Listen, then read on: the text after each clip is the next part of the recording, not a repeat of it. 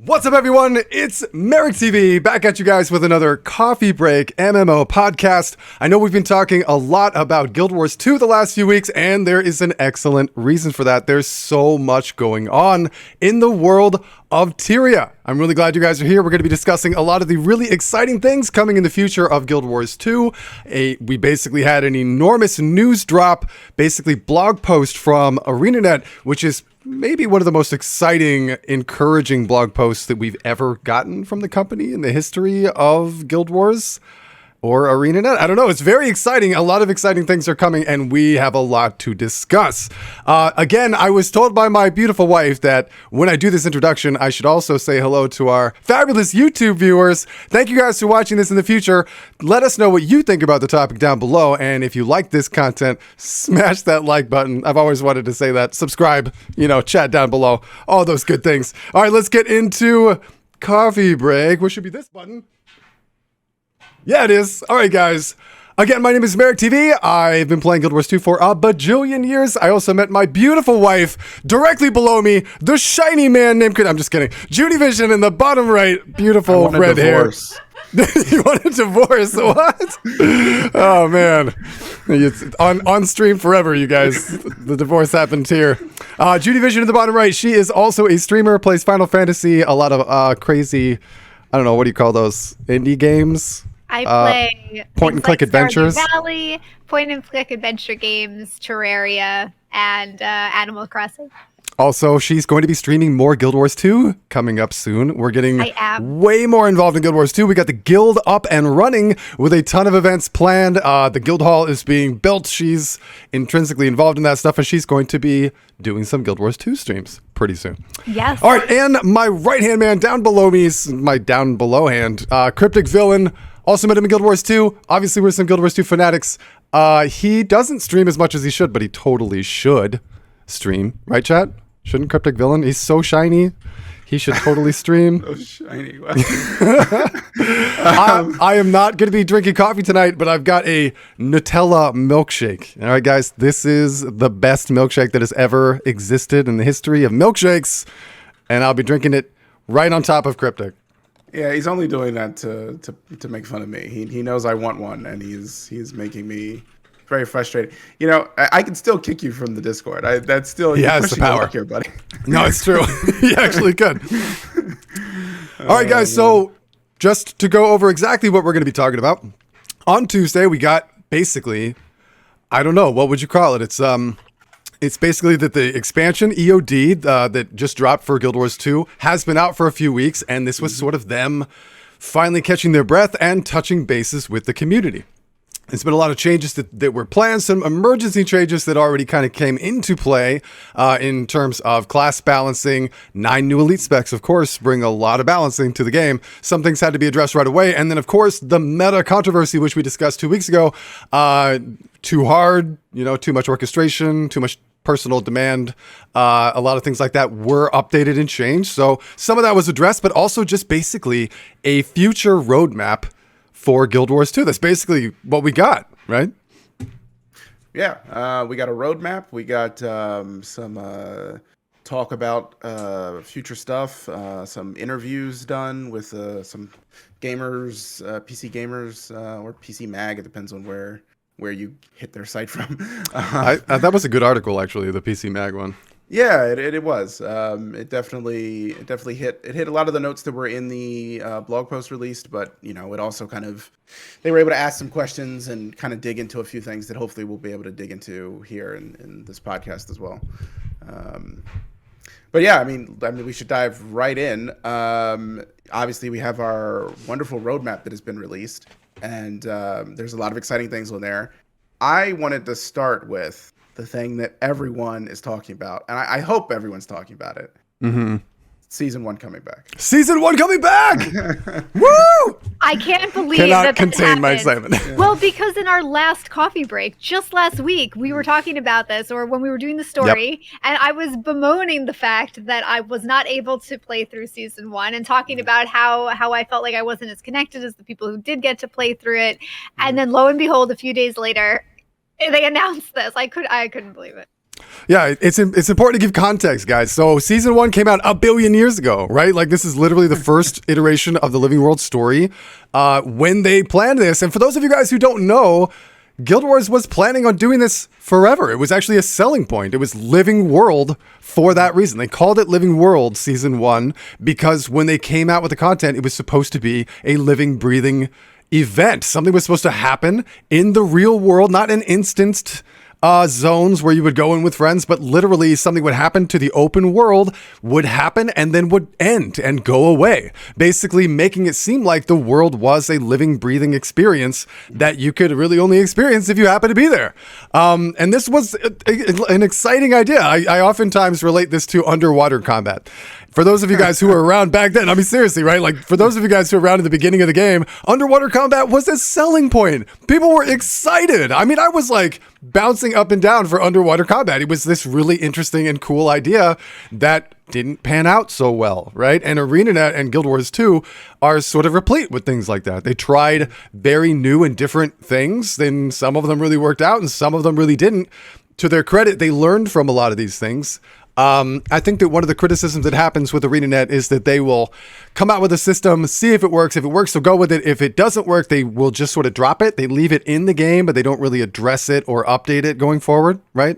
I think that's kind of like a consistently said thing about Guild Wars 2 in general. And underwater combat is definitely one of those. Took them like 8 years or something to go back and try to refine it a little bit, and then didn't do much with it. But with Living World Season 1, it was incredibly exciting. This was not a failure. Living World Season 1 was awesome and very real.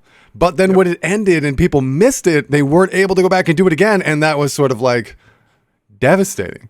In fact, devastating just for being bummed out, but also for the continuity of the story. Junie and I didn't get to do it. So we've spent how many years wishing that they would come back and drop Season 1 into the game. This is huge.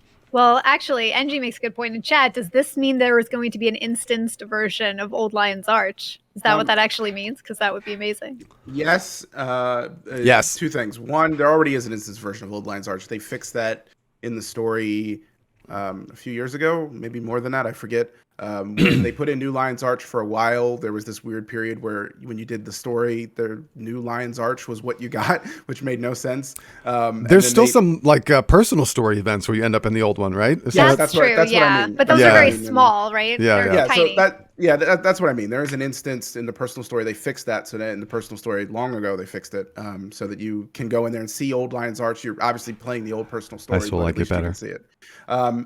In these new Living World Season 1, I do as well. In the new Living World Season 1, there will be instance content with Old Lion's Arch, and we will get to talking about that. One of them is going to be the battle for Lion's Arch. Yes.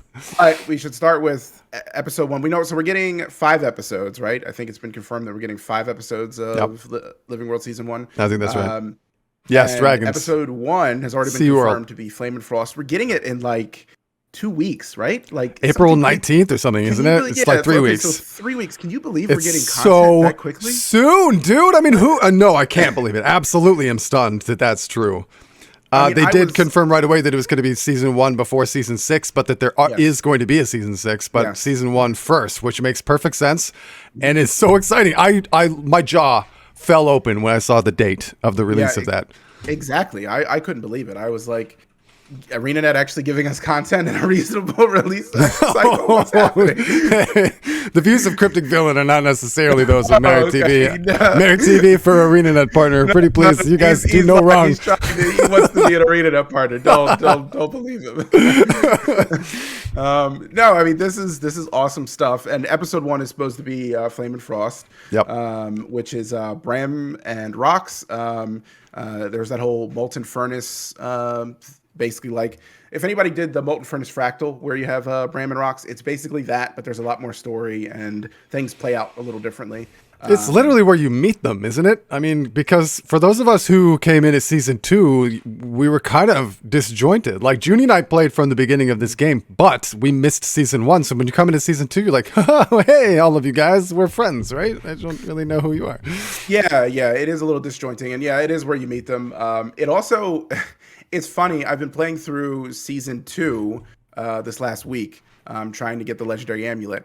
And season 1 and 2, they don't do a good job of this, but they're pretty much the only seasons where they basically show you the personality of these characters and get you to understand like the base character before we start getting progression. And it's funny to me that season 2, obviously we didn't get. Season 2 is kind of weird and rushed for Heart of Thorns, but season, and obviously people can't play season 1, but the little snippets in there that show you these characters' personality, they're the only way that you can tell that all these characters are teenagers. Rox is a teenager. Ram is a teenager. How are you going to start with those and not talk about Timey, who's like 10 years old or something? Okay, so Cryptic, I know you're doing this too because Cryptic and Phoenix and Junie and I just so happened to randomly start the, what are they called? Return to achievements for the legendary amulet. And we bumped into each other in the middle of the night. It was like 3 a.m. or something in Dry Top. We're like, hey, what the heck are you guys doing here? Because we never leave the aerodrome, and we're working on those achievements. So we're doing the past story for the first time in heck of years, right? Like a long time. And I walked up and I was like, Junie, something's wrong with Timey. Why is her model so small?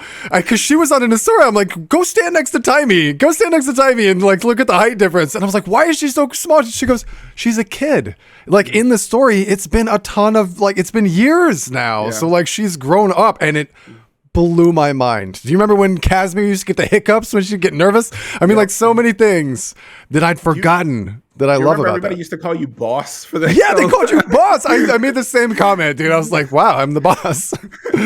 It's hilarious. Yeah, but so episode 1 is going to be about meeting Bram and Rox. Flashy, really. There's some. I don't know. See, the real question is, and it's going to be the question with every single one of these episodes. What exactly are we getting? Are we getting just the instance content that came along with these things? Are we getting event stuff? That, I mean, we seem to know we are because, spoilers, episode 5 is Battles for Lion's Heart. So are we getting event stuff that is going to be turned into instance content? Are we getting everything? There was open world There was a lot of open world stuff. I was just going to say, like, are they going to make open world stuff into instance stuff? I mean, how are they going to do that? Yeah, so there's a lot of questions here. And we really don't have any of the answers. The only things that we know for sure is that we are getting the story version of Molten Furnace. Yes. And the Molten Boss. And we're getting the Battle for Lion's Arch. And yes, we're getting that's the other thing we know. Which is going to be a strike with a CM. Strike! Sorry, I'm very excited about that. I'm excited as well. I'm glad that's coming back. That was the best part of the best Living World season we got, in my opinion. Yeah. My concern though is that one of the cool things about it was the fact that it was a open world meta, where you're basically you're trying to break into Lion's Arch because you're like it's surprise attack. You have no idea what's going on. You're trying to get inside. Then you're trying to defend it, and then you're trying to repel Scarlet, and it's just a building stage of things. Yeah. And I'm curious. I mean, this could turn out amazingly as a strike. I'm also concerned about what it could lose by becoming a strike. I mean, and I guess that's the first question is, what do you want to see from each one of these? Because I mean, episode 2 with South Sun Cope, that is almost entirely open world. Nightmare Tower, that was almost, the tower itself wasn't, but the stuff surrounding it was all open world. I mean, but there's going to be things here that there's huge question marks that we're not going to be able to know until they end up coming out. It's hard to even be skeptical about this because I'm so darn excited. Yeah, this is something that I've just wanted for so long. Like, obviously, what they're going for here is maybe not quite 100% aimed at us, right? Like, we should keep that in mind. One, we're these old players who've gone through the story. We're at the forefront of the game. We know for a fact, we haven't started this topic yet, but we're going to, which is going to be Steam release. And the aim of trying to sort of point this experience at new gamers. That's their hope, right? Brand new players to Guild Wars 2, that's the dream. And that's what we are sort of hoping to get. So what we can be sure that they're going to do with these things, maybe not for event, like inclusion of all the cool aspects of the tangible event, but what we can be absolutely sure is the inclusion and continuity of the story. So all the most important story bits are going to be there because that's what they're really focusing on, right? They're trying to close that gap that's been there in the living world, in the story exploration of the game for 1,000,000 years. So that's one thing that we can be sure of. And the second thing that I'm so excited about is that we're already seeing exactly what they said they were going to do. They were going to be bringing strikes forward, right? Strike missions are going to be the new thing. No more raids, but what they're doing is they're taking this old content, they're taking a story experience in there and turning it into a big, awesome 10-man content combat fight with a CM that they said they're going to do. I mean, this is what I've been wanting, man. I mean, this is actually amazing that they're doing that. We've been promised, I guess we've only been promised one CM from this, but I doubt it's just going to be one. I don't know. I feel like we're probably going to get more if any of these other ones have strikes. I feel like any strike going forward from now on is going to have a CM component. And I think the cool thing about this is that, you know, we talked about the big problem with strikes when they first came out is that it doesn't really lead. There's nothing to, you know, like we said, oh, strikes are going to be the thing that gets people into raids. You know, there wasn't really a breadcrumb trail there. Like there was a structure, but the structure had huge gaps in between it. This kind of starts filling those gaps because people get out of the personal story and dungeons and are already level 80. Yeah, and the Zaitan fight. Yeah. And now they're going into Living World Season 1, and they're going to get out of Living World Season 1 with the very least having played one strike, at the very least. Yeah. Right? Mm-hmm. Maybe a strike with the CM, right? Maybe they've done the CM too, you know? Right. That's not going to be forced upon them, but maybe at least they know this content exists and that it is 10-man and that it requires group strategy and, you know, planning and boons and buffs and all that stuff. Right. Group composition, all that stuff. I mean, but that's the breadcrumb thing that you're talking about. It's true. It's funny because I could do a whole podcast on just this, like strike missions and their efficacy. Were they like they were initially planned on being a ramp that led people from open world and dungeons into 10-man raid content. It was supposed to be closing the gap because there is and we talk about this on stream a lot, right? There is a freaking Grand Canyon of a gap between what the regular game experience is and the demand on the individual player is from 99% of the game, and then walking into their first raid, it's a shock. It's a culture shock. It's a personal expectation shock. It's a honing of your build and practicing of rotation. All these things. It's so staggering for most people to come into, and so strikes were supposed to be something that were doable daily. You could get a lot of practice. They were easy, and they were going to be and sure enough, the first strike is a dummy, right? Like it just you walk into and kill it. You don't even need a group composition or anything like that. No. I think that they started good. I think that they fell off later. I think they lost track of what their goal was when they were coming up with this in the first place. But the breadcrumb itself, for me, that's most successful is that they're no longer walking in and being like, oh God, Doom, what is Doom? This is terrifying and I don't know what this is. Like at least they know these encounters. They've seen them. They've done them. They've done the story, the open world guys, the casual players. This is their bread and butter. This is what they do. So when they walk in and they do this event and they know what that's like and they had fun with it, and then they get to go in with 10 of their friends instead of, just, doing it solo or whatever, they are way more attached to that fight and way more likely to want to experience it. So I think it's a success either way. And you're right.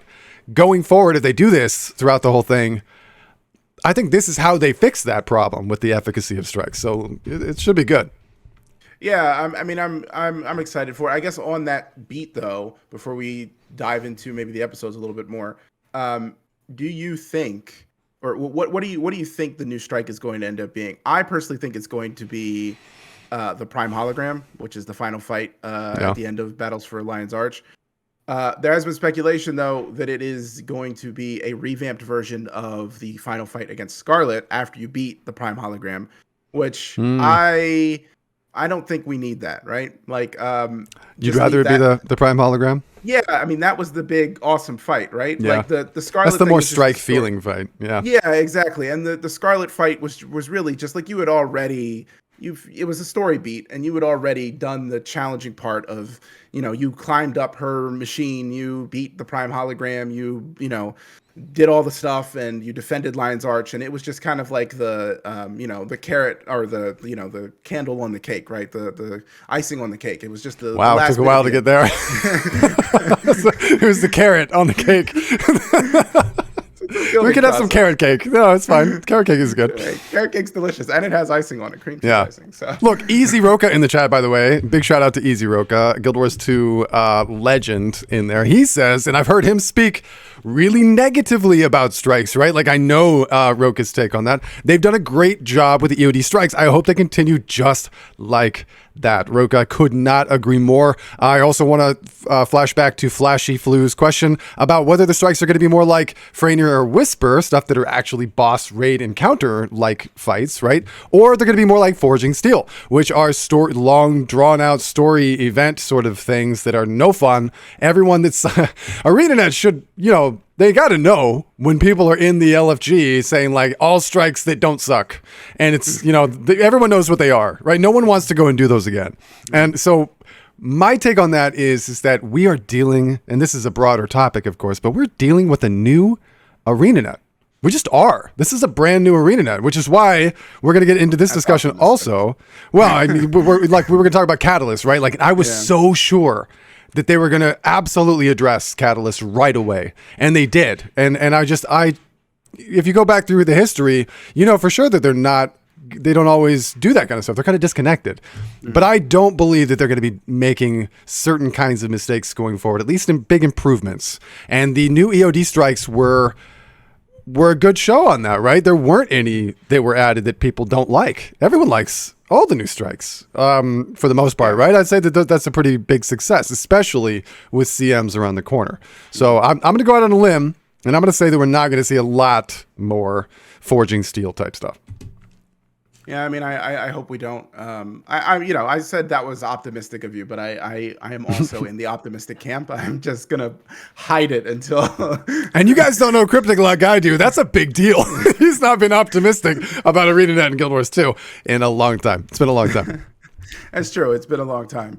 But I guess we can wrap up some things here with Living World Season 1. Is there anything from this that you feel is missing? We got Flame and Frost, South Sun Cove. Flame and Frost is episode 1, South Sun Cove is episode 2, which, by the way, Canuck, that's where I don't know if that's where you first get introduced to Canuck, but that's the first time you have a real confrontation with Canuck. He's actually your enemy. That's the other thing, right? Because when you first, come season 2, you already have a relationship with Canuck also that you don't really know, right? So these are all like weird, disjointed things. This is really important. It is. I hate whatever Merrick needs me to hate for discussion purposes. Thank you, Azure. Other than that, new strikes are fun. I wish everyone was like Azure. Azure also just complimented the mustache, so I'm just going to say champion. How much Ko-Fi money will it take to keep it, says Azure? A lot? Question mark? A lot? There's news on that. I'll let you guys know in a little bit. Oh, I do have. I don't know if it's tested yet. I probably still have to test it, but I added something fun on the Ko-Fi with the stream. Stop it. All pool our money together. We can make sure that he never gets rid of the mustache. Please. This can't be just like part of the new identity. I don't know what I can do. Look, do you guys see, by the way, if you haven't noticed it, look above me. Do you see my little pony dude up there? He now has a mustache. Not only does he have a mustache, there's a mustache on the cup on the television that he's holding in his hands. This is done to us, okay? This was... I blame Cryptic and Tiffy. And Cryptic. Hey, Marek, by the way, do you have an alert box up, or did we take that down for coffee break? We took it down for coffee break. Oh, okay. Then, never mind. Episode 3 is Dragon Bash and Atherblades. I don't know if they're going to do this simultaneously with the Dragon Bash Festival. It would make sense, I guess. I don't know. I remember the least about that part of the season because it was kind of like a festival-based thing. Right. So I wasn't super interested in it. Episode 4, we're going to get Tower of Nightmares, most likely. That'll be awesome and probably could be another strike. I don't know if I know the Marionette is in Fractals already, but yeah. And then obviously episode 5, Battle of Lion's Arch.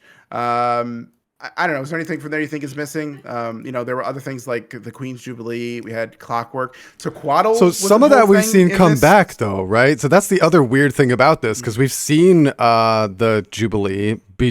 Over the years, they've tried to fix this gap without just fixing it, right? Like that's what's really weird. Like they have had limited resources. You got to give it to ArenaNet. It's kind of amazing that they've accomplished what they've accomplished in the last couple of years, given their situation. But they have tried a bunch of Band-Aid stopgaps or like little offerings to try to like fix it, because everyone has always wanted season 1. So we've gotten Jubilee come back, right? That's been a thing. They've done the Clockwork. They brought the Clockwork thing back in a giant instance thing, right? That they just did the Clockwork. What's it called? Forgot the thing when it's called. The big fight that they brought back. in instanced content. Chat, help me out here.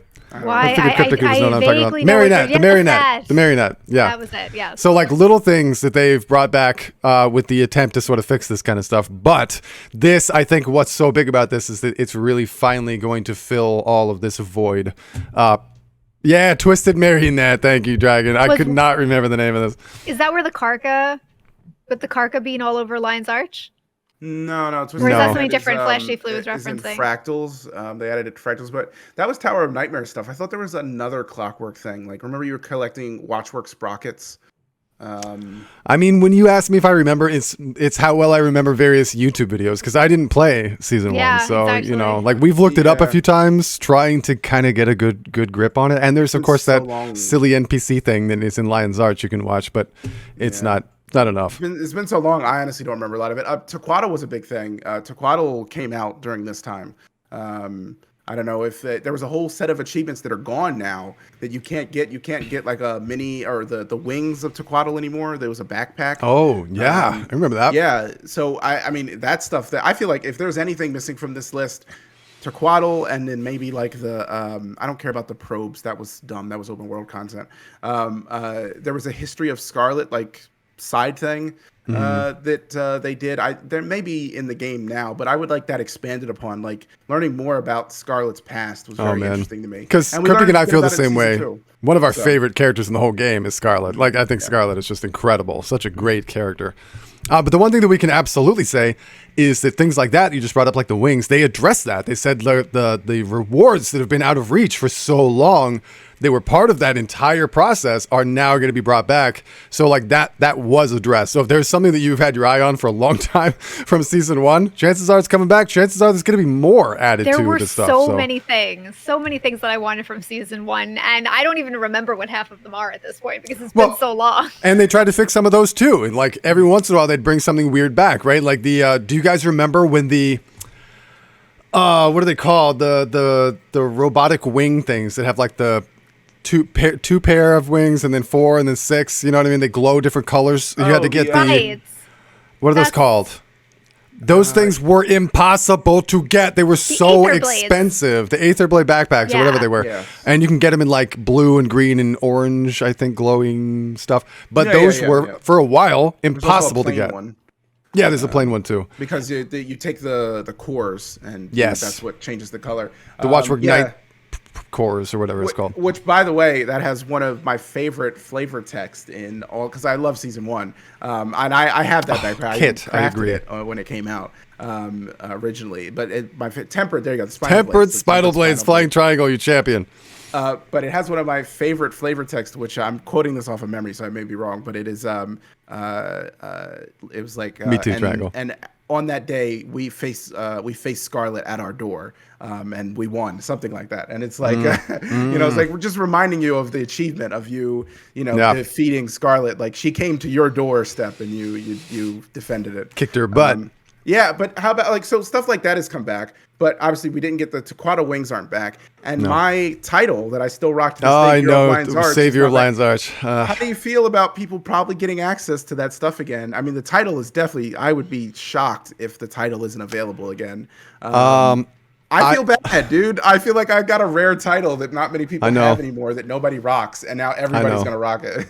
That is such a common debate these days in MMOs, because MMOs are so old now that there's so many of those things. Like I just watched the community of World of Warcraft tear itself apart over the bringing back of previously ungettable ever again kinds of things. And there's a lot of players that get really excited. You know, there's some people that are super bummed when they will never get something ever again. And then some people that are like, I did that way back then and I was special. I want to be special forever. So don't make me not special. So I see both sides of it for sure. But in the spirit of bringing season one back because people missed it, this is what we're trying to do, is make it so that people don't feel left in the dust with that kind of stuff anymore. So I think in this particular case, yes. No, I mean, I think I am in the minority. Everybody else that I've talked to about this has been like, no, bring it back. Even people that have all that stuff. Well, I was going to say you're in the minority because you have it in the first place. Yeah, I'm in the minority. I mean, I don't know. I don't mind tangible rewards coming back. I feel like things like titles are something that is easily Yeah, that's fair. easily addressed, right? Like Yeah. you could still include that title, but people that have the original one get it in a special color, right? Like it becomes blue if Yeah. you had it originally. I don't know. I feel Actually, like that's that's something cool. easy. That's true. That's true. Yeah. And and Guild Wars 2 is not any kind of stranger to rewarding people who've been around for a long freaking time, right? Look at the birthday system. The birthday system gives you some of the coolest things that come in this game, period. And you just gotta wait. There's no bypassing that stuff at all. Well, You gotta right. wait years and years for some of those things. Well, not just that, but also just the achievement point chests also. Oh, But God, I those think two. the fact that there is a possibility, even if it's 10 years down the road to get it, people are able to like feel better about that, right? Than something that was cut off and then is not ever available again. That's Even true. if technically, they have no way of getting that. Because like Yeah. even 10 years, like it would be way too long and there's no way they're going to get it. But the potential is there. And I think that sits better with a lot of people. So Yeah. I want to talk about what Azure said in chat here. So I actually agree with you, Azure. I want, for context, Azure is talking about how the original goal of Living World was that it literally changed the world that we were living in. As the world changed, as the story progressed, the world changed along with it. What's up, Cyraven? I wish all of season 1 was about changes. Every story step that happened, there was a change with it. The election for the new captain in Lion's Arch, that had a bunch of ramifications. Yeah, There dude. was And a everything. player vote. Let's not forget Yes. that was an actually player decision that was given, that you could actually show off who you voted for and everything. Where's that? I want that kind of stuff to come back. That was amazing. I want that kind of stuff to come back. I think there is room for some of that to come back. It will never be the same as it was because ArenaNet has learned that the time investment to go back and change content that is already existing in that kind of capacity is not going, like, putting the tower in Kessex Hills, all the pylons that were all over the place, redoing the entire Lion's Arch map. Like, I just don't think that we're never going to see the world change again to that extent. Like and I think that was part of the reason why Living World Season 2, there was a huge gap, and then Living World Season 2 wasn't as good as Season 1. They learned that it was just so much effort and time, and it took away from what they were able to do in their follow-ups. Yeah, it makes sense. I want us to have more of that, and I think the most we will ever get is maybe another player vote, right? Where there is nothing that they have to change on their end. It's just, here's some story beats. You guys vote on where you want it to go, kind of thing. Yeah, there's elements where you could bring that back for sure without making it quite as drastic as it was before. Season 1 just needed to be brought back because it wasn't just elements like that. It was like full-on story that made the rest of the story not make sense.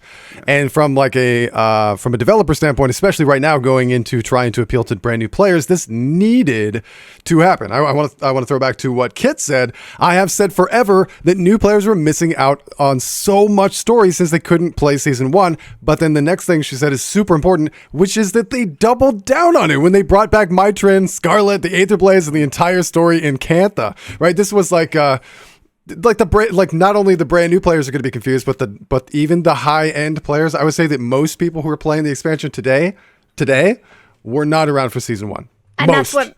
Right, and that was like my biggest complaint last week was that I just didn't feel like I was as connected. So the fact that they did this, and if they hadn't done this announcement, then it would have been like, well, then why did you make this such an important part of the Cantha story?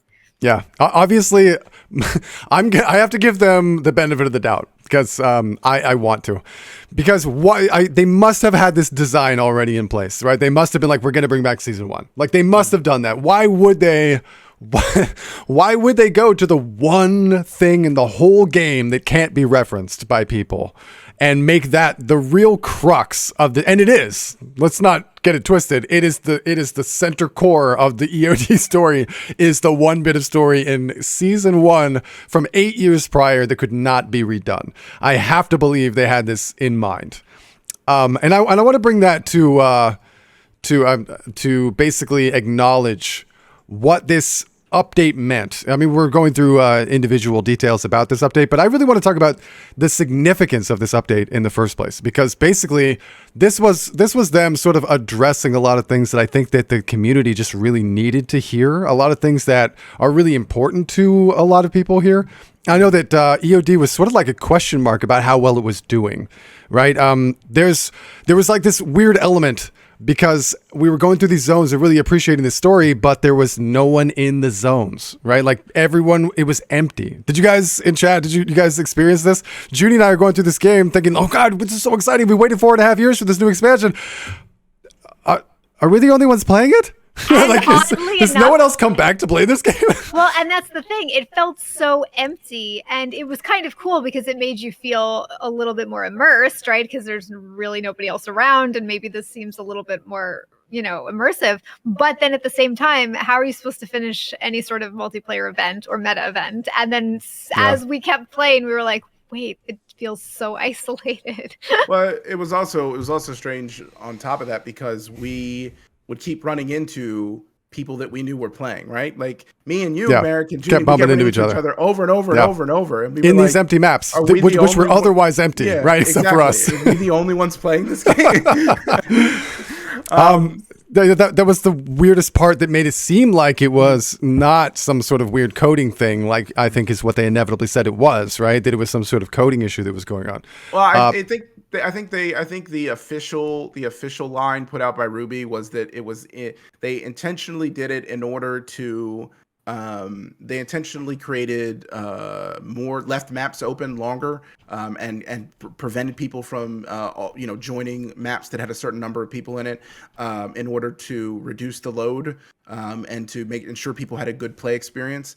I think two things that made them underestimate the effects of this is one, I don't think they realized just how wide-reaching what they were doing was going to actually impact things. And then two, I also think that they were coding it based off their largest player base, which is EU. And we're in NA, and I think that the number of people... That's fascinating. Yeah, I think because EU actually had less complaints about this. And there were actually people complaining that they were having server issues on EU. Whereas in NA, we just had empty maps and no one could do metas. I think they just put in a wholesale solution and didn't actually do any kind of math about, okay, how is this going to affect people in different regions? They just did it based off of a total player population and didn't realize their largest population is in EU. So that's interesting. I doubt anyone here, it's pretty late for an EU player to be in here, but it does make me wonder if that's the case, because I mean, so the number one thing that we had in the discussion here for tonight's podcast was the perceived health of Guild Wars 2. And that is an incredibly important thing. I've talked about it before, that I thought that EOD coming out right now was sort of insane. The 4.5 years or almost 5 years we were waiting for an expansion, and almost any other time in that 5 years would have been a better time for the game to come out, in my opinion, because we've had such an incredible time for gaming this last couple of months with all the new things that came out, right? The new WoW patch, the Endwalker, Elden Ring, Lost Ark. I mean, the list goes on and on and on and on. And so I was seeing a lot of people in my friends list, people that I knew for sure were really big Guild Wars 2 players playing other games. And then I'm going into the zones and I'm seeing that they're empty. And so like the perceived health of the game for me was in question. And I think it's really important that everyone acknowledges the fact that the perceived health of a game is just as important as the actual health of the game, right? Like how the player base perceives the success of an expansion or how well the game is doing really affects how well the game does. The most dangerous thing you can ever say about a game that is not dead is that it's dead. If you're like Guild Wars 2 is dead, right? Like if that gets spread around, even if it wasn't dead, it's dead now. When Cryptic and I have talked about that before, it's like the thing from Doctor Who. Yeah. No one in chat's gonna know that reference, but it's totally true. Like you kind of say this something is true. Everyone should know that reference. What he's talking about in Doctor Who, David Tennant, the David Tennant Doctor. I forget which season it is. 10. No, I know it's the 10th, but I don't know. It doesn't matter. What season? No, I don't know. No, I know 10 is the 10th Doctor, obviously. Okay. David Tennant. David Tennant. Yeah, it works. But he just went through this whole like thing where he, scared off these aliens that were invading. And then the prime minister at the clashing time, with the prime minister. Yeah, the prime minister at the time disagreed with his decision and went against his decision and killed or blew up the aliens. And Tennant was all, the 10th Doctor was frustrated about that and was like, okay, I'm no longer supporting you as prime minister. But instead of going out and telling a bunch of people or anything, he's like, I'm going to end your prime minister re-election campaign because she was coming up for re-election. He just tweets, right, or something like that. What was it? He was like, I'm going to end it with one word, and he walks over to her assistant, someone on her side, her secretary, Angie, and whispers in his ear, "Doesn't she look tired?" And that was it. Doesn't she look tired? Her whole campaign was over with. And that's all it takes. And the same thing exists here in Guild Wars 2. Obviously, that's a fantasy show, but the same principle applies in real life. It just takes one person saying the right thing about a game, and in this case, is this game dead? And that's all it takes, and people will run with that because that's a negative perception that is easily, you can easily see that. You can hop into a game and see there's no one here. This game must be dead. Right, and especially since we're paying such close attention. A brand new expansion came out in the midst of all these other games. Like, how well's the game doing? And no MMO ever likes to release its statistics. So we don't know. We just have our own little anecdotal things to go on. And it looks like the zones are empty, so it looks like it's not doing well. And that's really, really bad because MMOs are an interesting genre, right? MMOs are a hobby. They're not just a game, and they're a hobby that goes for years and years and years. Like, this game has been out for almost 10 years now. It is an enormous investment. And so for the idea, basically what this equates to for me, what this post does for me is to say, hey guys, if there was any question, the game is doing well.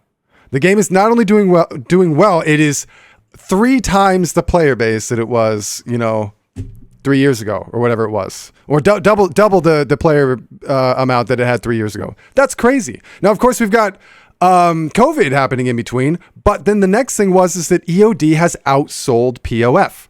Right? That POF was 4.5 years ago, well before all of that. That means that while the COVID change to lifestyle is sort of winding down, the game player base is continuing and people are actually enjoying this expansion, bought it, and it's doing well. Not only that, we're in this for the long run. Let's introduce the team. We're bringing back things that you wanted before, and we're planning for the future. There's a brand new expansion. What it's basically saying is, guys, it is okay to invest in this game long term because we're investing in this game long term. That's what that whole message equates to, and it means the world to a community who's very passionate about this game but has been worried about it for a long time. And so, the what?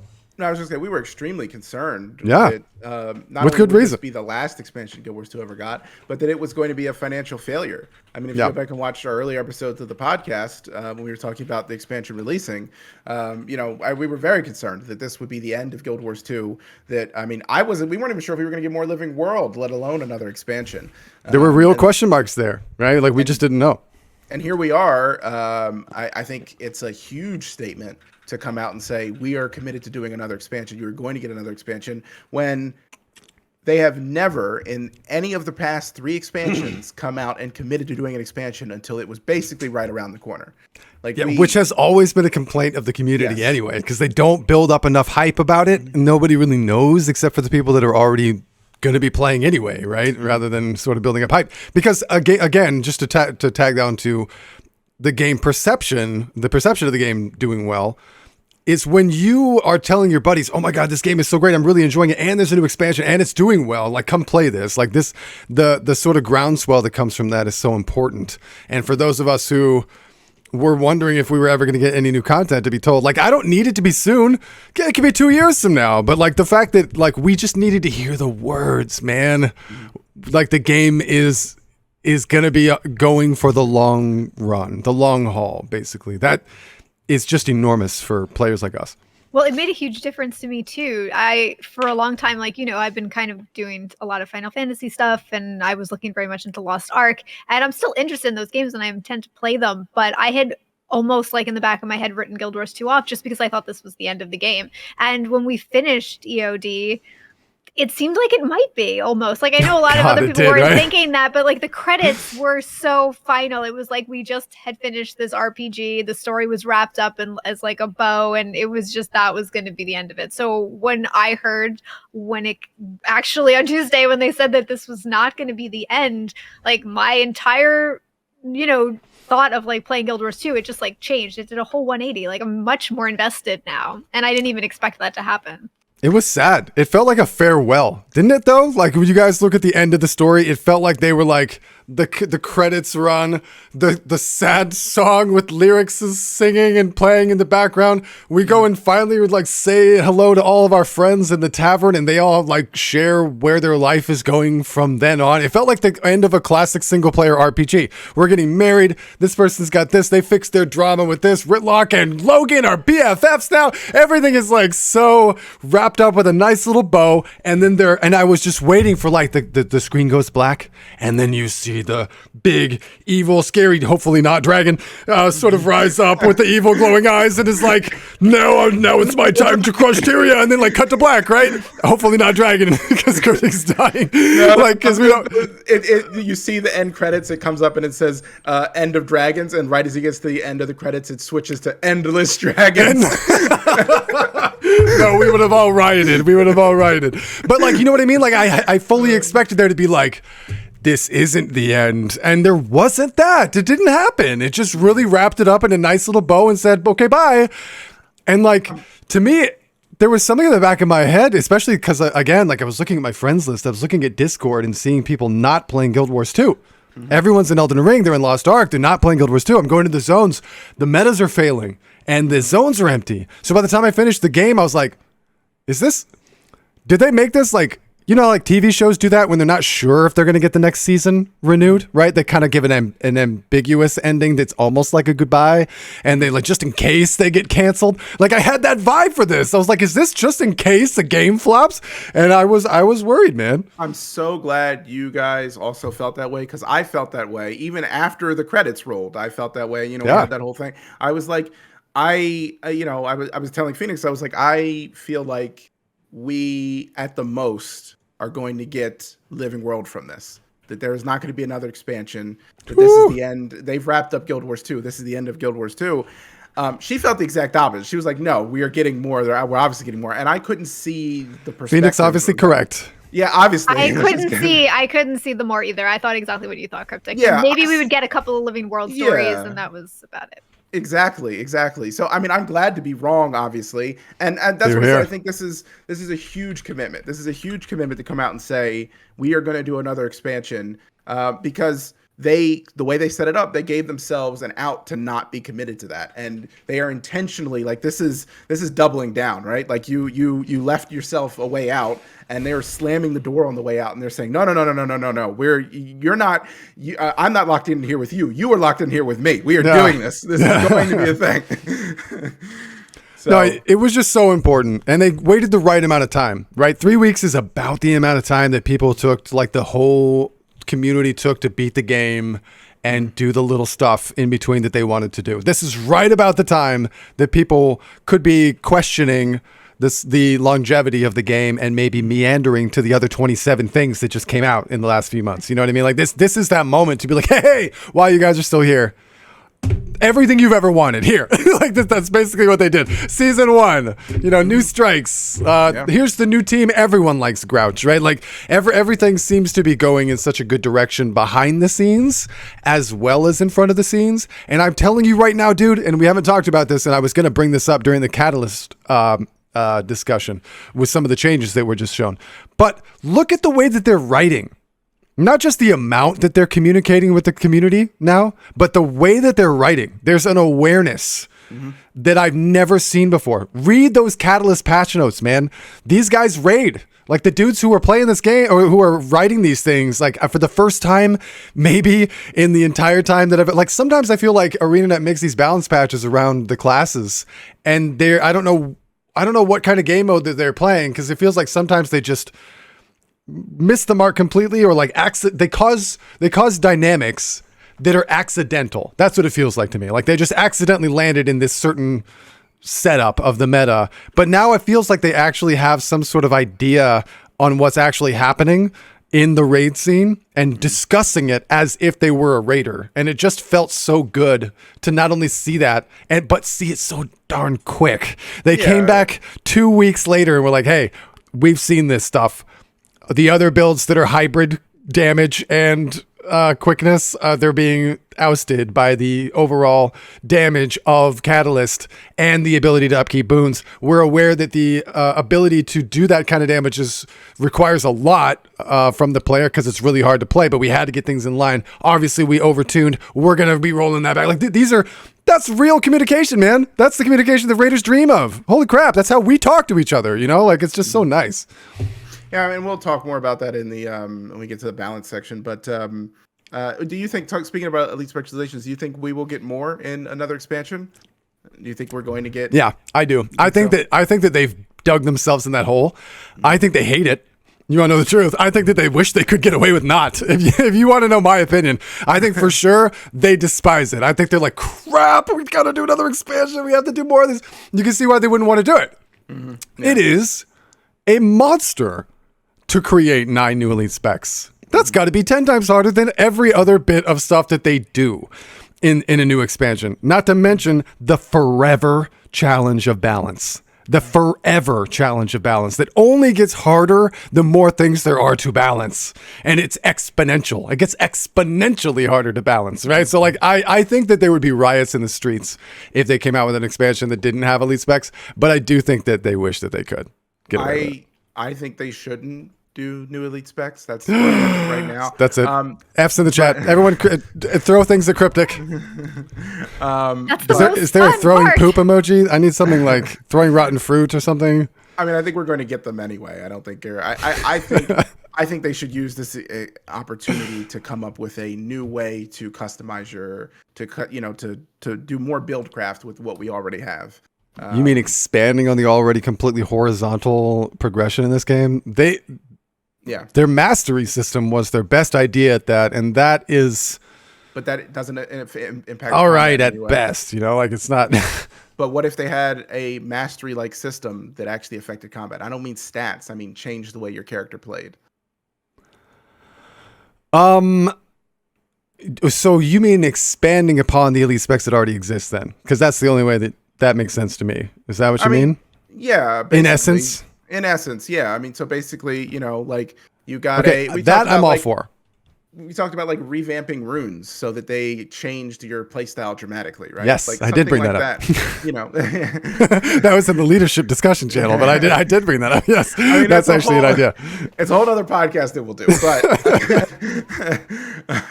I'm just saying, like, I think that's the kind of direction that they should go is massive changes like that. And not introducing more elite specs. No, that would 100% do it for me. If you allow me more choice, right? More self-expression in my build, more variety in the build that already exists, I would be 100% on board with that. To me, that would be every bit. Okay, so here's the thing. Like when an expansion drops for another game, World of Warcraft, Final Fantasy, Elder Scrolls Online, and they drop an expansion and there's no new class being added versus hey, we're adding a new class. The amount of excitement for the one that you're adding a new class is like twice as much. Like it literally is huge. It's so much bigger. I just want some of that. I want my ability because that's content for me. Content for me. So here's an example, right? I just said 3 weeks beating EOD, right? That's the average. People beat it. They did the little side stuff that they wanted to do. They're doing the metas, etc. Now we're on repeat. There's only so much you can drag from that. But for me, a new elite spec is like 9 new elite spec. This is going to carry me for like 2 more years. I'll have 2 years worth of playing around in raids and in content that already exists with these brand new elite specs. This is a ton of fun that is more replay value than anything else they could add. Doesn't matter how many maps they add. Doesn't matter how many, if they add raids or not. It's like the replay value that you get out of new elite specs or new classes cannot be beat. So for me, that's the content that I really look forward to. If that content comes in the way of expanding on what's already there, rather than adding new things, that's fine. That would still scratch the itch for me, if that makes sense. Yeah, I mean, I think that's What's exactly up, the kind of stuff that they should be implementing. And I guess we can transition into what the future of End of Dragons, what they should be adding to not only what we currently have with End of Dragons, but also Living World Season 6, which we will be getting. Yes, we will, and said to be still in Cantha. Yes. So the next Living World season will be in Cantha. We're gonna get 1 first, but then 6 will expand on the region that we're already in. Where do you want to go in Cantha? I want to see how like drowned, ruined old Kaineng. Well, can we finally get right with the underwater combat that we were promised? Ha! The underwater combat that we all thought was going to be happening with this EOD expansion. Oh my God, Enko in the chat, you guys. Bro, I know we're sorry we're in the middle of the podcast, but Enko, are you back, Enko. dude? Everyone say hi to Enko. We miss you, man. Thank you for your service. Enko. So glad you're back. Oh my gosh. Yeah, shout out. Someone shout out Enko. There we go. Right Angie's got that. Where do I want them to go? I don't really know. And to be perfectly honest, I don't even care. I want them to go wherever the story would be best served, because I feel like this is the most exciting moment in the story of Guild Wars 2 since the gods were brought in at Living World season whatever that was, 4, whatever, and brought in temporarily and then removed again. That was the only moment in like a million years of Guild Wars 2 that I wasn't sure what was going to happen next. Okay, guys, next dragon. We're going to fight the next dragon. The next dragon's going to lose. Maybe this way or that way or the other way, but it doesn't matter. It's just going to be another dragon. And the events are exciting, and they're made well, and they're voice acted, and the metas make it feel very exciting. But as far as like story evolution, no surprises here, right? Like maybe this character dies or that character dies, but we're going to fight a giant dragon, and then that's going to be the end of it until the next dragon. This is the first time since since Balthazar randomly showed up, that I don't know what's going to happen. And that to me is like way more exciting than the setting. I hope that they're picking something really interesting and cool to go forward with in this next story chapter. Something that feels very different, and I hope that they bring us on that journey wherever that needs to go, if that makes sense. That's where I'm at. No, I agree completely, and I hope that that's what they end up doing. There is hints into what the next story is going to be. There are collections at the... Did we lose Junie audio? She back to writing? No, she just wanted to welcome Enko back while we were chatting. Welcome back, Enko! I'm so glad you're back, dude! Yeah, so there are collections after you complete EOD that give you their voice acted story bits if you complete these collections. One of them is a Marjorie Collection. There's some other ones I forget that I need to do. I haven't done any of them. And too busy doing the amulet. Yeah, apparently there are hints in there for what the future story is going to be. Obviously, we won't talk about them here because of spoilers. I don't even know really what they are because I haven't done it. But I think they already have the groundwork planted, and I think that they are going to try to follow a narrative and not. I don't think we're going to get any more big bad, dragon world-ending scenarios for a long time. And that's it's certainly not dragons. So much so that they were so aware, right? They had to have been by the end. I think they felt like they actually wrote themselves into a corner, because even they were like, you know what? Let's just knock out 2 dragons at the end and be done with it. Let's just speed this up and then literally name the expansion The End of Dragons. If they came back with another dragon right now, there would be riots in the streets of Lionsarge. People would be losing their shit, including myself. Azure said the gods were a big driving bit in Guild Wars 1. Merrick, that's how bad ANET is selling the story to new players. I know they were such a huge and tangible part of Guild Wars 1. I didn't even play Guild Wars 1 really, but I knew that was true. And when you walk into Guild Wars 2 at the very beginning, right, before you even have a hint of Zaitan, you are told as a human player that the gods were real. They were physical, tangible beings in the world interacting with humanity, that they were this big part of Guild Wars 1, and that they are not only just gone, but gone mysteriously. From the moment that you first step foot into Tyria in Guild Wars 2 and make your very first character, you're like, holy crap, there were gods, and you walk into the shrine and you see them all and you learn about all of them. They're so cool. You even pick a god when you're creating your character as part of your character's backstory or whatever, and then that mystery just hangs and then hangs and then hangs and then hangs and then comes back for like 5 seconds to blow your freaking socks off, which it does when that whole reveal happens with Balthazar. My God, that's the biggest reveal in the entire game. I was not ready. I was screaming. I was freaking out. It was so epic. And then they just let that like a balloon let go, just like, just like totally gone. I was so disappointed. Like, to me, there could be nothing better than bringing that back. That would be so freaking cool. And I know they like to bring stuff back from Guild Wars 1. Why not? World ending though? Like, I mean, it doesn't have to be like, it can be sort of mysterious at first or take a while, but to me, what if the gods aren't just some big bad world ending thing? Maybe there's, the gods have always been sort of ambiguous and, about their good and evil, their impact on the world. Maybe they were kept away for some reason and are finally, I don't know, like, I'm not the writers here, but I do believe that would not trigger me in the same way as coming out with another dragon. That would be following up on a story that I've wanted the answer to for literally a decade of my life. I mean, that's crazy. See, I want the answers too, but I'm concerned that the answers are big because everything from what I've seen about the gods, everything is basically just. It just points to the gods just being like the dragons, right? Like they're flawed. They have motivations. A human can become a god. I actually had a discussion about this a couple of nights ago. Cormyr, I think. Yeah, exactly. Cormyr, yeah. So to me, I mean, these aren't really gods. They're just powerful beings that, from my perspective at least, they're just powerful beings that, don't happen to originally be from Tyria, except Cormyr. So. Yeah, well, actually, I think Grenth was also like Cormyr. Grenth is a demigod. Grenth is half god, not god. There you go. Yeah, not a human. But that's what I'm saying. But supplanted. Like, what's his name? But these are Doom. Doom. Yeah, Doom. Yeah. What's his name? Doom. Voice in the void. But these are these are to me. Like the story there to me would just go in the direction of the dragons. Thank you, I mean, there'd be more nuance to it, and not all of them would be bad, but I just don't. I don't know. The gods in this world to me, they're not gods that, like, I was asking, I was talking to Phoenix and I was like, I don't even understand why people would want to worship the gods in this world. They don't offer anything other than some of them offering power to bad people that want to do bad things, or tricking people because they find it funny, or, there's little side stories and stuff that are really interesting and great lore.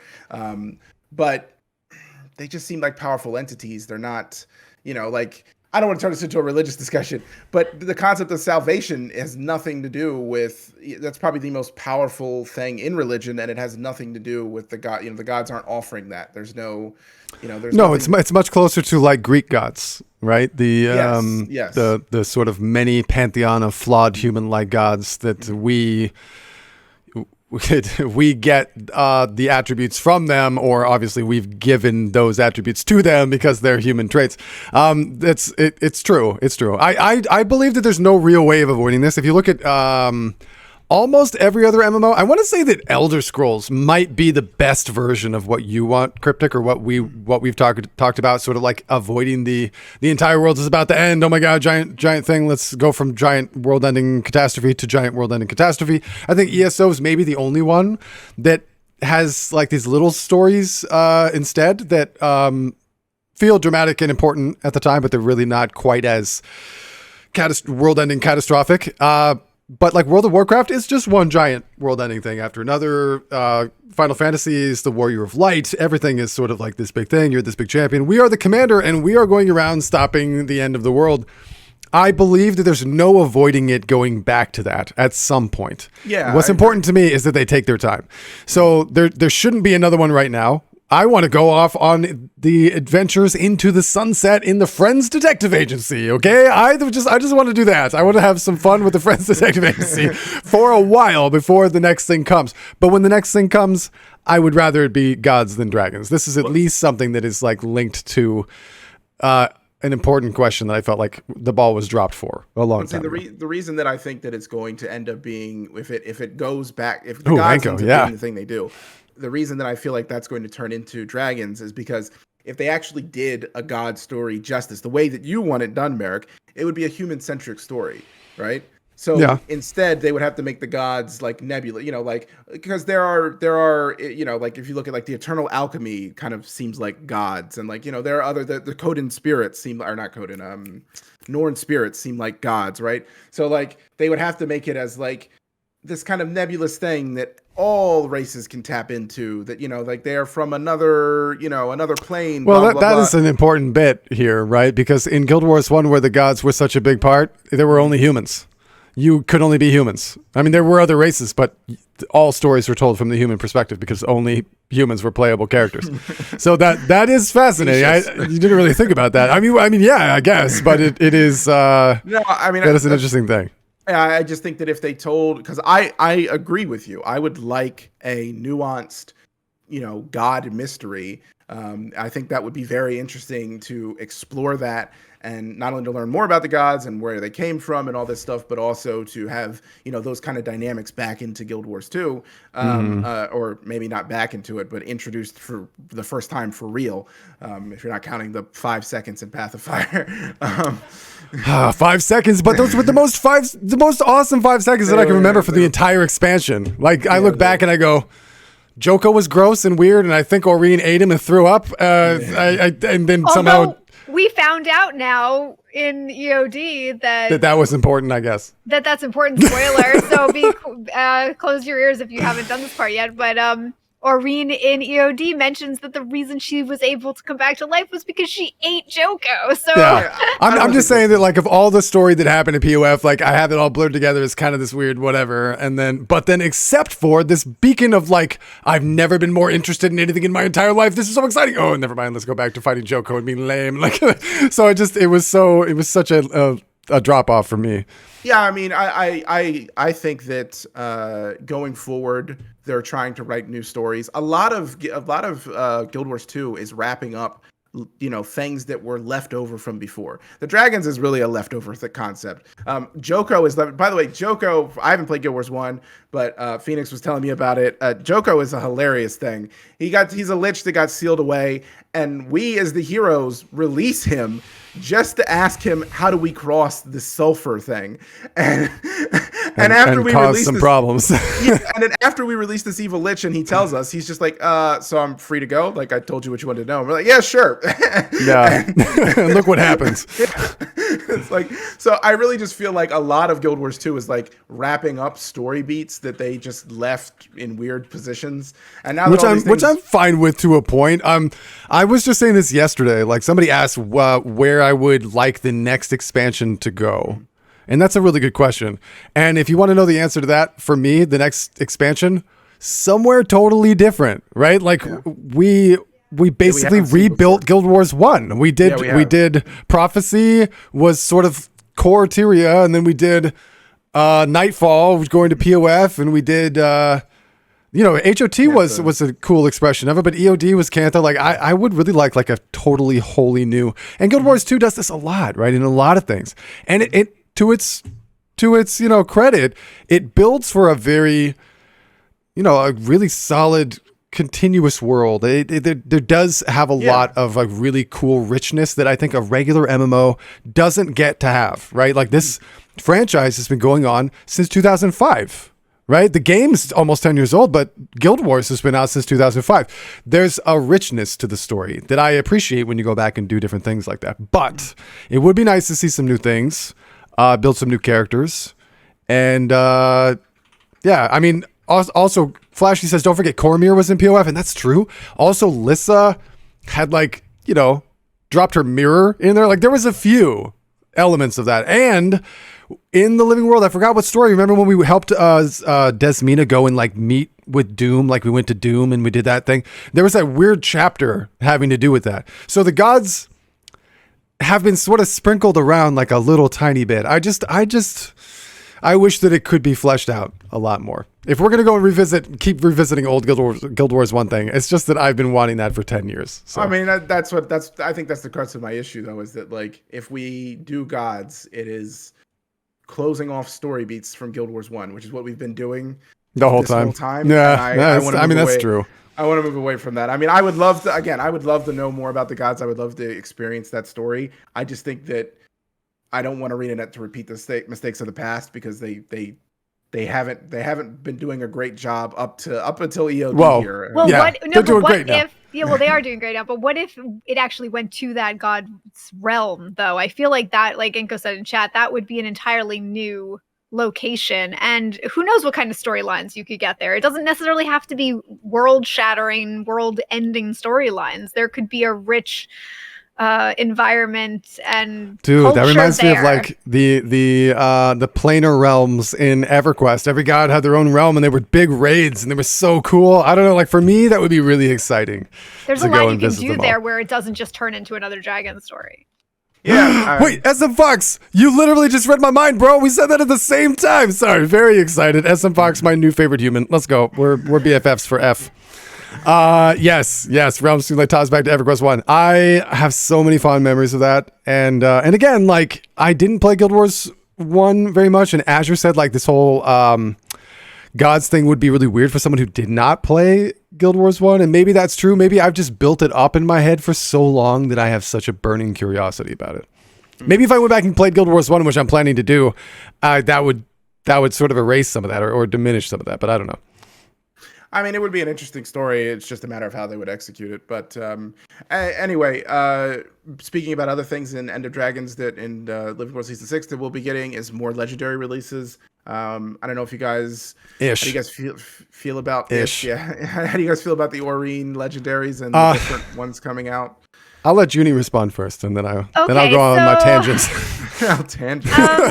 So if I'm understanding correctly, it is a legendary that is similarly skinned, but it's for all of the different weapons, right? Mm-hmm. Well, you can make Okay. a legendary of any kind, and they're horrendously Right. expensive. They're like 4,000 on the trading post right now. They are Right. sellable, but they all share a skin type like Right. would be a Black Lion skin set. Exactly. I feel like that it just feels like they're just a little too expensive. And I'm assuming if you're making them yourselves, it's a lot of time. We know how grindy legendaries are because of just the enormous amount of resources that you need.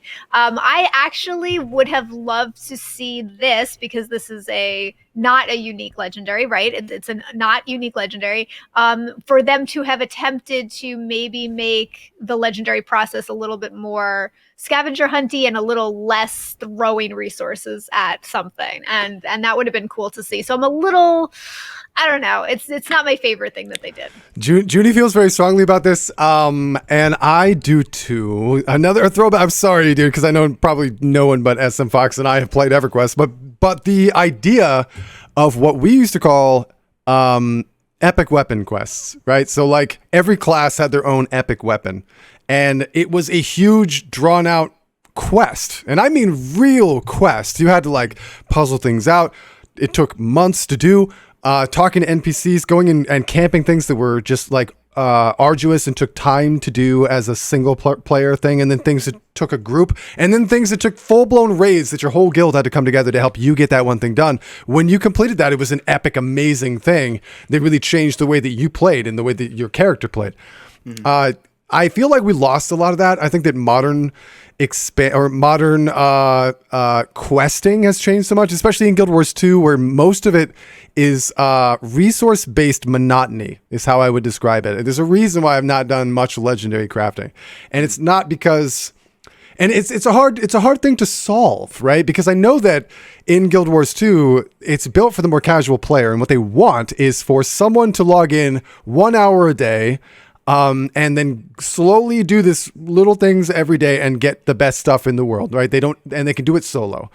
So it's catering to them, and I understand that, but it felt like a bigger and more fun experience when you were questing for something. There's even like a glimpse of it, right? In the legendary weapons, the 1.5 weapons. Is it 1.5? The one with like hope and nevermore. There's like little bits that you can quest for, right? To get the precursor. Mm-hmm. Help me out here.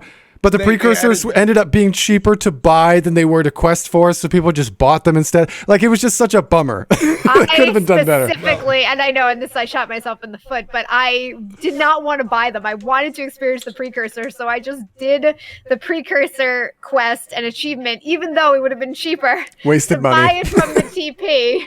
But, like, I wanted to experience that, so, you know. Yeah, so I mean, the Gen 2 legendaries, you still can't buy the precursors. You have to do so those are still quest gated. You're collection gated. You still have to go for them. But yeah, I mean, obviously, I think they made an intentional design choice here because the original legendaries you could buy along with their precursors. SM Fox. Gen 2 you cannot. EQ1 break. Although some of them are very throw money at still. So yeah. But Most things are. Obviously, with Gen 3 now, these are also buyable, and I don't think there's any precursor collection for these. This is entirely like throw resources. And sellable aren't online they or on the trading post. But they're so similar to Black Lion chest Well, so skins. there is one you're correct. There is one difference. These are the only weapons in the game, as far as I'm aware, that have a kill animation. They have a unique kill animation that is tied to the dragon associated with or it, whatever you want to I mean, I haven't seen the weapon in action other than when they showed the previews for the the expansion. I haven't seen anyone with one yet. But I mean, I don't know. I think that they're interesting weapons. I think what's hinging for me on whether I'm going to invest in one or not is what the variants end up being. If the Zaitan one is really cool and like perfect for a Reaper, then I don't play Reaper, but then maybe Merrick will make one. Yep, I will. All right, so I have to give my little thing. I had to complain about all those things. I don't think that they should be sellable on the trading post. I've always thought that was kind of bad. I wish that they were more quest oriented, a little bit more grand involved, some story to it, some sort of feeling that you're on a quest rather than a grind. So I didn't expect that, right? Didn't expect that fix. That's always been that way in Guild Wars 2. Like the way that achievements and legendaries are done is kind of grindy. And again, I think that's what they're trying to cater to. I don't think that's an intentional failure on that part. I think it's an intentional choice on their part. This just doesn't happen to gel with me. That said, I changed my perspective on these. Okay, so I got really bummed when first of all, I feel like it was partially their fault by saying, "Hey guys, 13 new legendaries coming out soon." You know what I mean? Like they did that first before they let us know exactly what was going to happen, because it was kind of false advertising the way that they did that. And then once we saw that they were basically like a really, really fancy Black Lion set, then there was a letdown.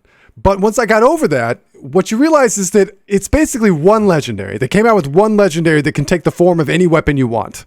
And when you look at it that way, it's actually freaking cool because the skin is beautiful. It's gorgeous. The animation is awesome. The kill animation is badass. The actual individual weapons, except for maybe one or two, I was really disappointed in the axe. I didn't like the axe very much. But there's always one or two you don't like.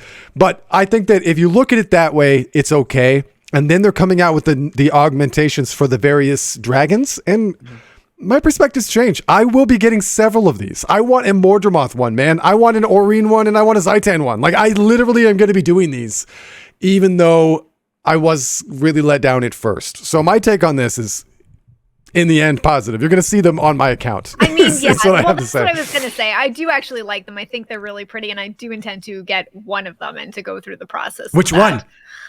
See, that's what I'm not sure about. It would have to be, I have to go through my characters and see who I think it would be best on. Dude, do you see the legendary amulet, right? The, I forgot what it's called, the something regalia. The like rainbow, whatever that you get looks so good with the legendary Aurene weapons. They're solid, man. Like that duo would be sick. So I actually saw someone with the legendary amulet recently. And it was the first time I saw it. I've seen legendary? No. I've seen it plenty of times. I've seen the amulet plenty of times in the Mistlock, but I've never seen somebody with one in combat. And I actually thought they had a legendary weapon because it seems it has just that vibe. It has the same thing. And then realized as we got closer, I was like, oh no, that's just the amulet. It's not the weapon. So I can imagine the two of them together would be amazing. Yes. But so the thing for me, obviously, if there's one that is, like I said, Zaitan or Mordremoth, or I'm not, the Aurene ones don't really do it for me. I specific Fashion Wars.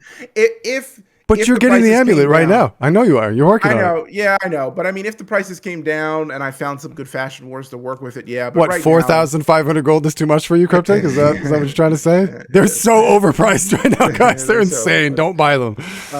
But that being said, some of the variants I might be interested in. I'd love a Void one. That would be amazing. That being said, though, what would really, really, really, really put it over the top for me is that if we'll have to see how difficult it's going to be to get the variants. Okay, so let's say I have the Orine Greatsword, and then I just let like the cores that you did for the back piece that we were talking about earlier. If it's something like that, right? Like the Orine Greatsword is the main thing, or the Orine weapon is the main one, and then you could just apply these cores to change it. If it's like something like that, and this is what would put it over the top for me. And after you collected every single version, so like you changed the weapon every single time, and now you've done it. There's a collection that opens up, and now you've changed the weapon for all the dragons. Yeah. If it then turned into eternity, basically, where you now have one that you can switch. You can't switch back. Well, you can with the. So wouldn't that turn it into the void then? Kinda, when you're mashing them all together. Sort of, but I wouldn't it be cool to be able to swap on demand to the one that you wanted, and then to be able to combine them if you wanted into the void, like you said, maybe, or some other crazy like rainbow mess or something. I don't know. What do you mean crazy rainbow mess? That's my life all the time, bro.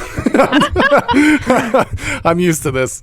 Oh, we really should have gotten one of those cookies. No. There's this place called Duchess Cookies. And we went, dude, agreed. And they were I put them on Twitter and Instagram. You can check them out. But nice plug. They were purple and pink, and they had sparkles on them.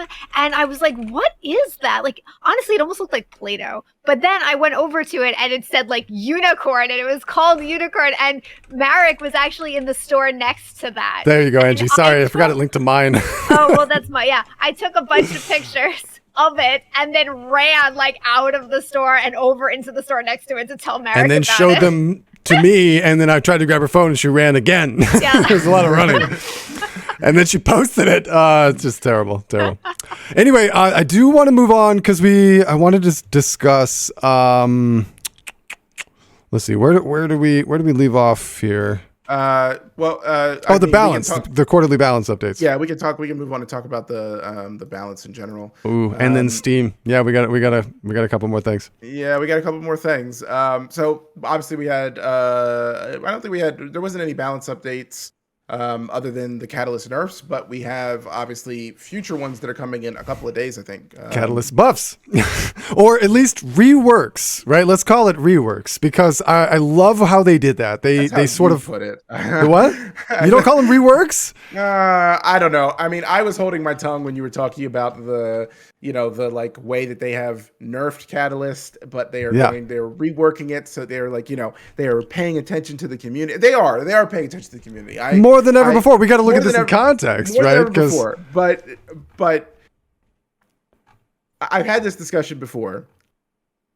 I see what they were going for. Okay, they had an issue with Catalyst doing too much damage. Okay, and being able to give out perma quickness. Right. Yeah. It's debatable whether Catalyst could ever actually achieve that in raids consistently. And it is debatable. They addressed some of that too, because it's not just about the damage being done. They also said that needing to upkeep something on a really large hitbox and having to be inside the hitbox the entire time, they don't like the way that it's playing, which is part of what I think is really good here, that they're addressing some of these things. Yeah, and I agree with that. My thing, though, is, and I've kind of come over to this side. I think I was more on your side originally, but my thing is that what was the reason for... I would have liked them to come out and say the reason why they nerfed Catalyst and didn't just leave it the way it was until they implemented the reworks that they wanted to rework for it. Why basically remove a class from play? That's basically what they did. They said, we are disabling this class. And I mean, they've disabled Ellie in general. That's their favorite thing to do. But they're like, we've disabled Catalyst. Well, Ellie is one of those builds that's always too powerful or too broken. Yeah. And I'm with you, but I disagree. Like you said emphatically, just there to emphasize 2 weeks, like it was a long time. 2 weeks is like a blip in the world of Guild Wars 2 balancing going wrong. They basically balanced it wrong, and they know that that's true. And then within 2 weeks, the very next time they address it, there's reworks for like rolling back some of what they did wrong and then attempting a different means in which to try to fix it and address a couple other problems. To me, yeah, like the 2 weeks is a bummer, but in the midst of what we're all dealing with, like this is the best case scenario for balancing out of arena. I'm gonna push back on that. If what's your favorite thing to play right now? Vindicator, Condi Mechanist, whatever your favorite thing Those to play two, is. yeah. Okay, let's say both of them. Let's say they nerf both of those into Oblivion, and then 2 weeks later they were like, oh yeah, we're gonna rework them because Vindicator, it doesn't feel good to play. You would be like, well, crap, I kind of, I'm probably going to like this rework, but I couldn't play my 2 classes for 2 weeks. Like, you would be not at all. I would not be upset about that at all. No way, dude. We've seen this happen for like years at a time. Like something gets buffed or nerfed in a way that is unintentional or confused, and they don't give enough discussion for why it happened or what they were even going for, or that it didn't work out the way they wanted to. So they're going to try something different and then come and address it again 6 months later, a year later, 2 weeks. I like the fact that they tried to address something really quickly because they felt like it was a really bad problem, and then come back and like we saw it with Scourge like a bunch of times where it got broke in one direction dramatically or another direction dramatically, and then whole game modes had to sit there for 6 months broken while they took a while to fix that without any discussion about why they were doing what they were doing. To me, in context, this is good. You're band-aiding the original problem with time. You're saying that because it was only 2 weeks, because they're literally doing all the things you just said that they've done, that they've done in the past, is literally what they're doing. Time is the factor. Time is the factor. No, to me, the factor is the approach that they're taking. It wouldn't matter. I mean, obviously, the shorter the time frame is, the better for balancing. It should be as short as possible. But if their approach had been different to begin with, it wouldn't have been. Nobody would be complaining that 2 weeks from now they're reworking Catalyst if they had access to the Catalyst that they were playing. But what you're saying, like, because the only way to really do this is if they had a PTR. Like a real PTR where they do all this stuff, and they don't do that this way. So like but they have to balance it and put it out there, have it be exposed to the community.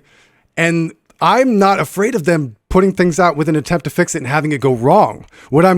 So that's fine that they did that. What my only qualm is when it goes wrong and there isn't enough discussion or a quick enough turnaround. So this was a lot of discussion, a quick turnaround, and potential fix without, we are the PTR. So that's really what it comes down to. It's interesting to me that your perspective is that they made changes here and it went wrong, and then they're going in a new direction. My perspective here is that they wanted to remove Catalyst from, and I don't mean it in a mean way, like, oh, Catalyst is done, like, they removed it. I mean it like, the changes that they put in here are basically what it was in the beta. They basically reverted it back to the pre-buff that it got in beta. And I think that was very intentional. I think they actually they didn't want people to play it. They didn't want it to. You think they nerfed it to Oblivion on purpose to give them time to work on it? Yes, exactly. And I feel like that approach. I think that's the meme. I don't think that's true. Forward. No, but you are inferring that. That's not actually true. And it wasn't even it was a 10K nerf from a 45K benchmark. That puts it in the realm of other benchmarks. Cryptic, you are way making that dramatic. It is still in 35K range, and that's even with quickness, isn't it? So it's like, wasn't the bench? I think the bench was like 43K, and it got nerfed down to 34 or something. Again, that's not unplayable. We're making that way more dramatic. We're talking about something that got put into a realm that was maybe too low. Suffered the same amount, so but then only 2 weeks became unplayable. The what did? The DPS version. So you're talking about the quickness variant of it, which is obviously fine. But the DPS one went to like 35K, that's unplayable. That's unplayable? See what I mean? You're being crazy right now. That's not true. The frame of this whole debate is wrong. 35, like that made it in a place where the only reason where that build was considered, where that nerf was considered to be completely unfair, was because of the difficulty of the rotation. That's literally the only reason. If it had some other strengths and was easy, if it was survivable and was easy, it would be Scrapper, or it would be Untamed, or anything else like that. Sure, but you accept the loss of damage on Reaper and Scrapper because you have the survivability, because you have the utility, because you have the ease of rotation and quality of life. Not having any of that, Ellie is the exact opposite of all those things, and then they have the same bench as those classes is not acceptable. Which is why it's being reworked. Like this argument can't be based on where it is now, because they've already said they're going to be fixing it. So not only are they talking about fixing the numbers, which they're going to be doing, but also probably some of the problems that make that lack of utility or special requirements on the class that make it extra toxic, which should be rewarded with higher damage, right? We all agree about these things, but those things are being fixed, and they're being fixed within not just within quarterly updates, not just within 3-month sections, but within 2 weeks. To me, like, I can't imagine a better case scenario if a mistake was made. I guess the best case scenario would be they never make any mistake and they balance it perfectly. But if they're gonna if a mistake was made or that something landed in a place where it shouldn't be, 2 weeks is. No, 2 weeks. I'm totally on board with the time frame. I just think the time frame is a band-aid for the actual issue, which is, I mean, Anko just said it in there, like the catalyst bench is entirely based off of a bunch of little small conditions that don't actually add up to anything in an actual raid. Like you can't actually pull that off in an actual raid. Well, and again, those are being addressed. Those were all specifically mentioned. I know. And that's great. All of that is great. Why did you need to nerf catalyst until you did that rework? That's my problem here, is that they shouldn't have touched it. They should have left it alone. We don't know what goes on behind the scenes. What if they reworked it, ended up bad, and they're like, okay, we'll just bump the numbers back up, and they're like, well, but it's still 45k on Snow Crows is 35k in this build for the average person on the average fight. It's still not going to be where they want it to be, and then they rework it and make bigger and different decisions. This is...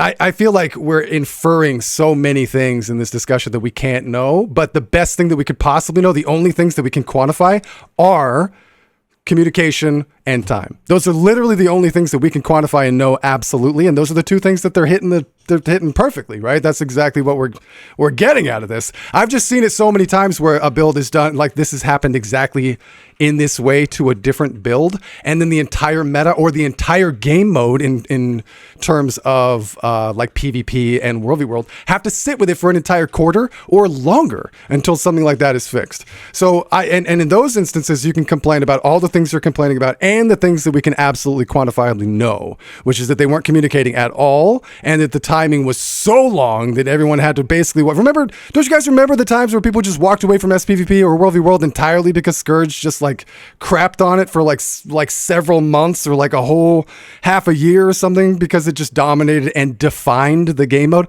These are things that like you wanted to grab somebody from Arena and go, hey, say something. Are you aware of it? Do you know that this is happening? Is this how you want it to be? Are you planning changes? Like there was so much that we could not get from them. And now like to expect that they wouldn't make mistakes is one thing, but to see that the things that I've always been most frustrated about are being addressed. I'm just being glass half full. No, I mean, I see your perspective. To me, it just seems like in this one scenario, they decided to act quickly. I don't care about the time frame. I think time frame's good. But in this one scenario, they decided to nerf something that was... to me, it didn't seem like it was negatively impacting the game. And they took something that wasn't negatively impacting the game and turned it into a negative for the people that enjoyed that aspect of the game. And like, I mean, all 5 Catalyst players. So, just kidding. Also, Merrick. No way! Yo, guys, I see it. Perfect Z TV. That's my barber. No joke, dude. I was at my barber today and I got a haircut. You guys see the fade? And then I was sitting there waiting. Junie had to go to the ATM and I looked up and I saw this like ring light. I was like, dude, this reminds me of streaming. And he goes, you stream? I was like, yeah, I stream. He goes, I stream too. And I was like, oh shit, my barber streams. So he streams like PUBG and stuff, guys. If you are into shooters, go check out Perfect ZTV.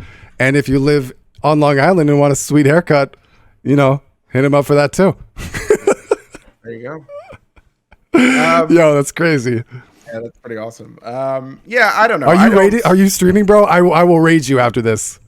Yeah, he is. I'm gonna raid my barber. Words I never thought I'd say. Yeah, I don't know. I just like why didn't they apply the same philosophy to Mechanist, which is overpowered right now and negatively, in my opinion, that's negatively affecting the game. Or that's a good discussion too. The state of Mechanist is tough. Untamed is broken. It's actually just broken. It is everyone playing the class the way it was originally designed to be played. It feels bad, does not like it. It's not enjoyable. It doesn't do damage. The only place that it's fun is an open world where you don't care about your damage in 90% of the cases. But then Untamed is getting buffed too, though, isn't it? Didn't they address that also? Well, I don't know. I didn't see that in this blog post. I know it got a small buff, but the small buff is negligible. But then the other thing about Untamed that's actually broken is that there are things you can do in Untamed that you shouldn't be allowed to do, using macros and stuff to get crazy damage that is actually breaking. I can send you some benchmarks that Phoenix sent me that is just really not. Yeah, that's disgusting, and obviously is like a bannable thing, right? You're not supposed to be playing with macros and things like that. That is obviously unintended. Where Untamed has landed, same approach though. Well, Untamed is a hard one to talk about. Mechanist, I would agree. That's an easy one to talk about. Untamed is tough because Untamed really fits itself in so much. It's so familiar, right? It's so much of a brawler build, exactly like Scrapper. And it took them so long to balance Scrapper. It took so many years to balance Scrapper. They weren't sure how they wanted to do that. And I knew as soon as I saw the earliest stuff about Untamed, it was the next Scrapper. I said that a million times to a million people. And so like so many of us wanted it to be something that it wasn't. I think Phoenix actually was the one who said the most poignant thing that I could think about it, which is that all Ranger players wanted a Ranger build that used their pets and did damage. And instead, like, because Soul Beast was the only way to really do damage as a Ranger and you lost your pet, they wanted to do damage with their pet. And they made it a almost 0 damage build and then pooped green crap all over their nice, pretty pets. I was shocked when Cryptic showed me this, guys. Have you seen this? They came out in this expansion alone. They came out with a Phoenix, which is like a macaw parrot, right? It's like beautiful blue, green, red. It's gorgeous colors. And then what is it? It's crapped all over green Swamp Thing. It's basically Swamp Thing Phoenix. Looks just like Swamp Thing. And then they got like a cool... What is it, like the white tiger, right? The white tiger, dude, it looks so cool. And then what is it? It's the white tiger became Swamp Thing. Yeah. So obviously, I think they definitely missed the mark when it came to Untamed for a lot of reasons. Mechanist, I think, is really... let's see. My good friend Angie says, and I quote, Mechanist is going to get clapped hard. And I think that is probably a very astute observation. I think that Mechanist is probably outperforming in every version of Mechanist, of which there are many, and they're all very strong. I'm afraid to see how that balancing is going to go, and I think that little number tweaks are one thing, but I think some of the problem with Mechanist is intrinsic in its sort of like build mechanic. I don't think that losing your tool belt skills, which is a huge amount of customization and variety. Yeah, for the mech skills, which in essence, no matter what version of the build you're in, you're using them off cooldown. Yeah. They're basically just whack-a-mole, right? As soon as they're up, you just whack them back down. And you're losing a huge amount of customization and utility that you get from tool belt skills.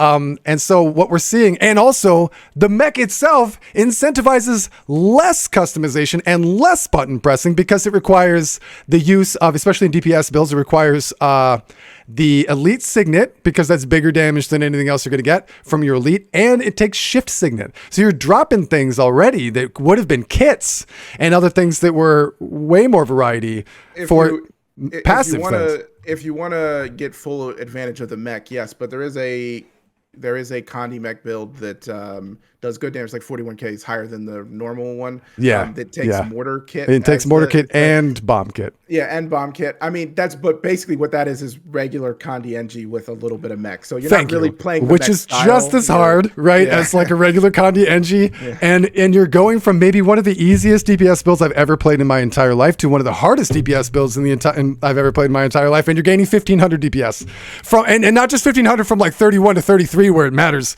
We're talking 49.5 to 41. Like, this is where we're sitting in that number crunch. So it isn't worth it not to take J Drive, in my opinion. I mean, I'm learning it right now. So J Drive or the other one? The other one. The other one? Oh man! All right, you're a better man than I am, Gunga Din. We'll see how that goes. But I mean, you just to quickly touch on what we had just discussed, because we normally agree on things, so this is rare. Do you not see my perspective here that, basically they're saying Catalyst doing this much damage is a problem, not only because of the bad design, which they have openly admitted, but also because it's providing perma quickness, which is not what we don't want classes doing this much damage with perma quickness. And they're saying we have to fix this right now. We're nerfing it. We'll rework it at a later date, which thankfully 2 weeks. That's a great timeline. Love that. But then they didn't treat Condi Mechanist and Untamed the same, which are both bad design and are both doing things that break what they want in the game. Condi Mech, or not Condi Mechanist, Heel Mech and Lack Mech are breaking their design for 5-man boons and their diversity perspective. And obviously it's a bad design as well in some respects. And then Untamed is bad design and is breaking their terms of service because people are taking advantage of things. I just feel like, I just want consistency. Treat the other ones the same and it just feels bad if you're I'm not a Catalyst player. I am not biased here, guys. I don't play Ellie at all. And to me, it just feels bad that they sniped Ellie and are like, yep. And by the way, Ellie mains, all of your things are always sniped. It's just like, I don't know. Come on. So personal. No Ellie. way. There was a 3-year stint of time where if you didn't play an Ellie, you were kicked from raids. I mean, no way. And it's always been that they've always had one of the highest benchmarks. It's just that most people don't do it. We don't see it is the problem. And I disagree when you're comparing it to things like the DPS Mechanist, because I believe that it is actually more game breaking to try to fix a build that is in a position like that than a pure DPS. If a build is doing too much DPS, then they're just filling a DPS spot and doing too much damage. What their argument was is that in a position of a hybrid DPS quickness spot, which is a mandatory spot now, especially when it comes to like quickness and alacrity, you need all of them now because everything's 5-man. So this is a spot that is absolutely needed in every group. 2 of them, really, most of the time, especially since heal alac tends to be the heal version that we're seeing rather than heal quickness, especially since the nerf to heal brand. So what we're seeing there is that they're ousting another role. Any other role that can do hybrid quickness at that point is not going to be brought, period. It doesn't have that same effect on DPS. Now that's the first point. The second point is consistency. Yes, I agree with consistency going forward. To me, I see this as a total different thing. It feels like a departure from the really overall negative things that they've always done. I don't think that they're doing anything else different that's worse right now. I think that I'm just seeing things that are better. And if they're trying something new, if this is just like a new thing that they're trying, they're attacking something really quickly. They're attempting changes rather than being too afraid to mess with something or too afraid until it's all set in stone, and then they're not going to, and they come out with it all in a giant leap, and then they're not going to change it again until another giant leap 6 months later. If they're trying to do a couple of like yo-yo swings back and forth, or pendulum swings, I don't know why I said yo-yo, pendulum swings back and forth a couple of times before the big quarterly so that they know where they're going to land for the quarterly and then try to leave it sitting there, I guess I'm just giving them the benefit of the doubt. I agree with you that in the long run, what we would hope for is that consistency. But I think that the highlight thing for me now are the good things and not the bad. I do feel bad for Catalyst players. There are enthusiasts out there for sure. But if I was a Catalyst player, because I was already scared away from Catalyst, not because of its nerf, but because of the other reasons that they're addressing. The sort of implayable sort of things, like the inside hitbox, mandatory large hitbox, movement sucking being like the end of the world, which already is a like a huge knock point, right, for any Ellie. These, to me, I don't think that I would be pissed that I got 2 weeks where I couldn't play my build. I think I'd be very excited that my build was getting so much attention in the first 3 weeks of the game and potentially being reworked. I wouldn't be mad for the Catalyst players. I do understand your perspective as the Untamed player. Let's put it that way. I don't think that the Catalyst players should be rising up. I think that more than that, the Untamed players should be jealous. That's how I would feel. And I don't even know how to fix Untamed. I don't, dude. I feel like they would have to rework the whole thing. Again, it feels to me like a brawler build. Batteries in my headset. Cryptic sucks. He's wrong and I'm right. Can you hear me? I can hear you. Does it fix you? I think we're on the same page. I mean, I heard everything you said. Damn. I think we're on the same page. I think we're on the same page. To me, I mean, I just wanted to make one correction. I said earlier, I said Condi Mech. I didn't mean Condi Mech for the perspective. I meant like heal mechanist, right? Like you said, like Catalyst is filling. So sad. It needs to be nerfed, though. Yeah, I mean, you said Catalyst is basically was potentially presented a situation where people would only want to bring Catalyst, which is, and they said that in the interview, right? That was their reason. Which we are exactly seeing with the lag mech. Yeah, exactly. You're absolutely right. Exactly. You're absolutely right. So. And that needs to be nerfed too. I don't think that there's anyone who's holding out any hope that Mechanist is not going to be nerfed as soon as a patch lands. It is scary for me because I like Mechanist thematically. Again, I think mechanically it leaves a little bit like if you look at playing heal mech, it feels like a dumbed down version of Heal Scrapper. Which to me, I feel like people already complain is kind of dumbed down. So like you can try to like do all these boons and it would require, it requires a little bit to upkeep might. Because you're doing it based on HGH. You're getting a ton from a F2, I think, and then HGH from your various elixirs. And if you want to keep up things like Fury and you take like, what is that? Fire turret or whatever. There are flame turret. There are ways that you can advance it. I feel like it's a total brain dead build that brings a lot, or it is a decently like a build that requires a decent amount for you that brings way too much. Yeah. So it always depends on the hands in which it is in, and that makes balancing so interesting, doesn't it? It's also so difficult. Mm-hmm. So I think that a lack mech needs to be nerfed somewhere in the effect of boons. Mm-hmm. I'm not sure exactly how they're going to pace that out, but I do anticipate it. And sadly, the Condi DPS build is going to be nerfed. I think it's just too easy to get good DPS on that build right now. Which is sad because I've been saying this on stream. It's the very first build to ever unlock the door to Condi Engineer for the masses because it's always been there. Condi Engie, Base Engie, Condi Scrapper, Condi Hollow have always been solid benchmarks. How many people do you know play them? Nobody. Can you think of a single name? No. They're always good benchmarks. No one plays them. This is the first time that I've been able to dual wield pistols on my freaking NG since I made Hope in the dawn of time. And it's exciting. Right now, actually. Are you really? Yeah, I am for my Condi NG. Wait, no, it might be wrong timing, Cryptic. What did they nerf it so bad? My version of the build won't get nerfed. Oh, that's fair. Probably not. That's fair. But you're right. I'm concerned, or not concerned, but like, I don't know. I don't want Angie, do you? To be nerfed too much. I understand it's easy and it's doing high damage, but this is the first time. It's also 100% ranged.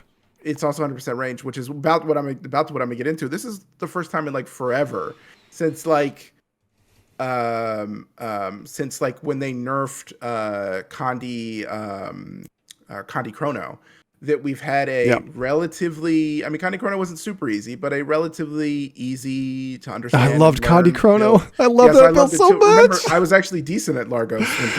When Condi Chrono was a thing, dude. Yeah. I know. God, I missed that build. Yeah, I missed it too. But Scepter and frickin' Mesmer is so great. It is. This is the first time in a long time that we've had a easier to get into Condi build that also works. The Condi mech works in more places than Condi Chrono did. It works everywhere. Oh, yeah. It is so consistent. There's not a single confusion component, guys. And that's also the other thing about, in case you guys don't know this is a PSA. You're all so used to Condi Mesmer being gated at only certain bosses that react well with confusion. Condi Virtuoso, in case you guys didn't know, almost 100% bleed. You can bring that to any build or any boss in the entire game. It is not confusion. I just want people to know this. I feel like every time I say it, someone goes, "What?" Like they didn't know. But it's very exciting. But it's interesting that you're right with Virtuoso. But I mean, it's interesting that Condi Mech seems to have brought like the holy trinity of things to make a build that works everywhere that anyone can play. Obviously it doesn't work on power fights, but on any Condi fight, and because it's completely ranged, it's an easy rotation, and the Condis are not based off of movement or skill use or anything like that. And yet it's still strong on those fights. Did you see the numbers on Soulless Horror? Holy crap, dude! Which has always been the problem with take SB3, for example. That was always the problem with that, was that it wasn't strong on the fights that things like Revenant or Chrono or whatever would dominate. Mirage would dominate on. Mm-hmm. But then it also couldn't do Largos, right? Like it just couldn't, even though it was ranged, it couldn't handle that kind of fight at all. And now we have a build that can do that, and I think I don't want to lose too much of that, right? Like it should be nerfed, but I don't want to lose too much of that. Like I feel like if I'm playing my Renegade really well, Triangle, I agree. Beat Condi Mech, which is tough right now. Yeah, it is tough. It's so consistent. But I also don't want them to be like,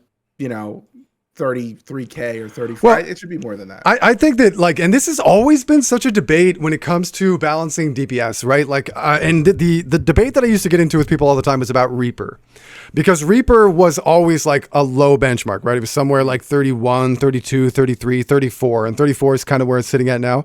And everyone used to tell me, because I was always trying to popularize DPS Reaper. I'm like, look, guys, it's okay, because raids are really not always about sustain. They're kind of about burst a lot of the time. So a lot of fights, burst really works.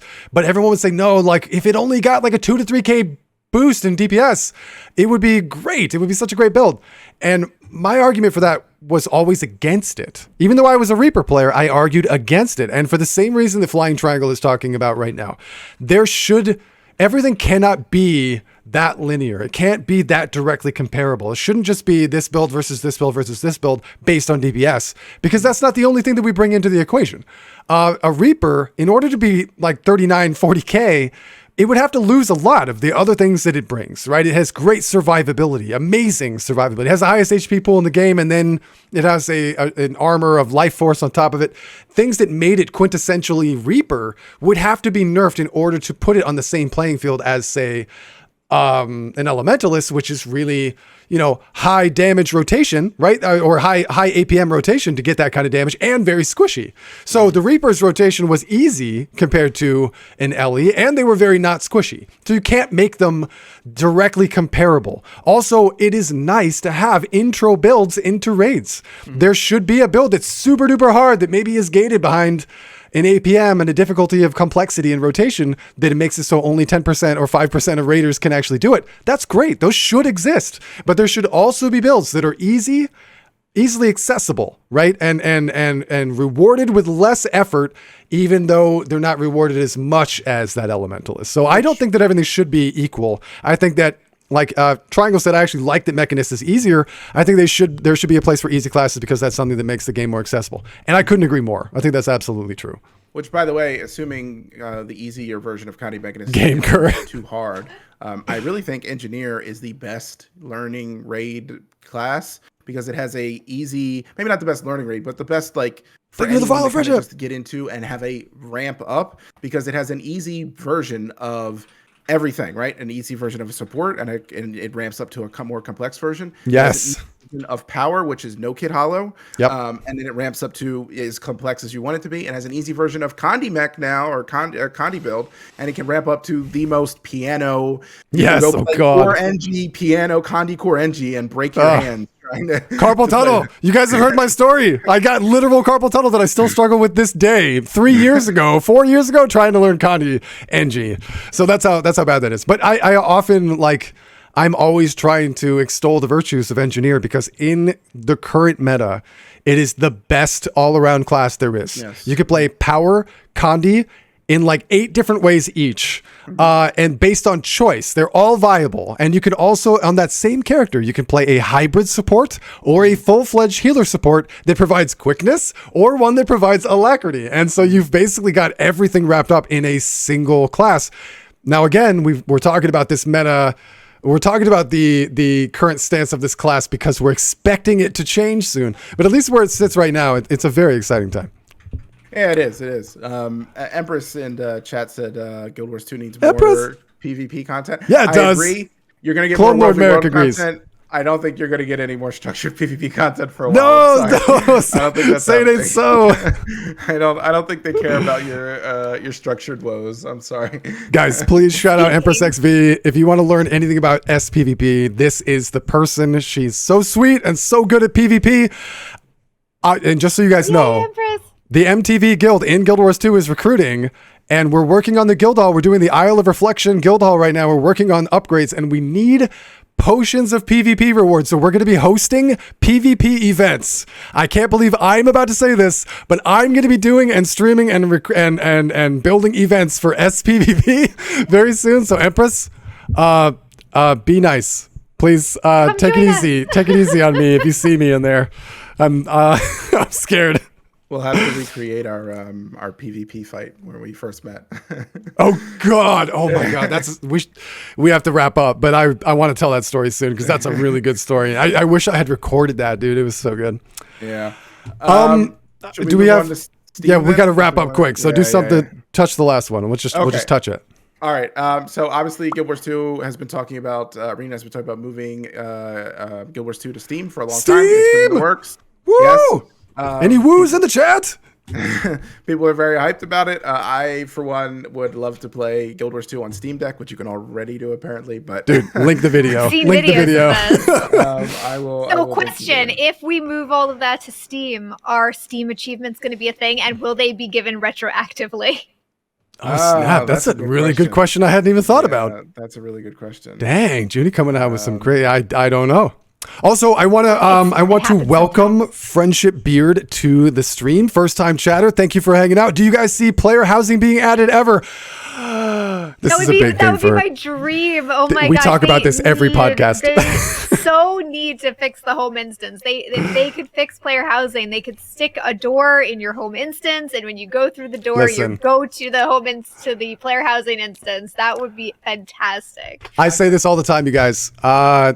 There are different communities of MMO gamers out there. There's different ones for different reasons. WoW players could care less about player housing. Okay, they're just not that kind of player. They experimented with it with garrisons or whatever. Like, nobody really cares. It's not that kind of game. Guild Wars 2 is absolutely that kind of game. It's the best game in the world for player housing. The exact player base that plays this game would be freaking out about decorating their own stuff, crafting legendaries, and then hanging them on the wall, killing Zaitan and mounting his head above the dinner table that they crafted with their freaking house crafting thing. They would be amazing. So yes, please, ArenaNet, someday give us this. We need it. The next expansion has to have it. I was just watching Guild Wars 1, people playing Guild Wars 1, and Phoenix was taking me through this whole area where you store your pets. There's farming, and like you can see all of your pets in their natural habitat, and it's I don't know, I don't know why we don't have that yet, but that's for another podcast. We'll do a whole one just on. Can we? We need to.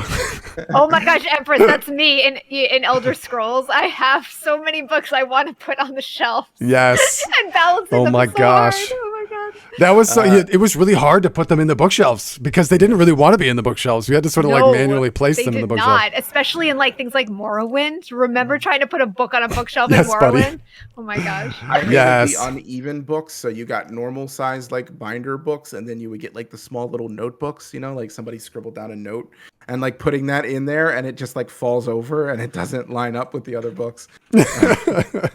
Anyway, so Steam, just to touch on that, they were going to release it last November, I want to say, was when they were first talking about this. Yeah, they put it on an indefinite hold with no end date in sight. It sort of surprised everyone.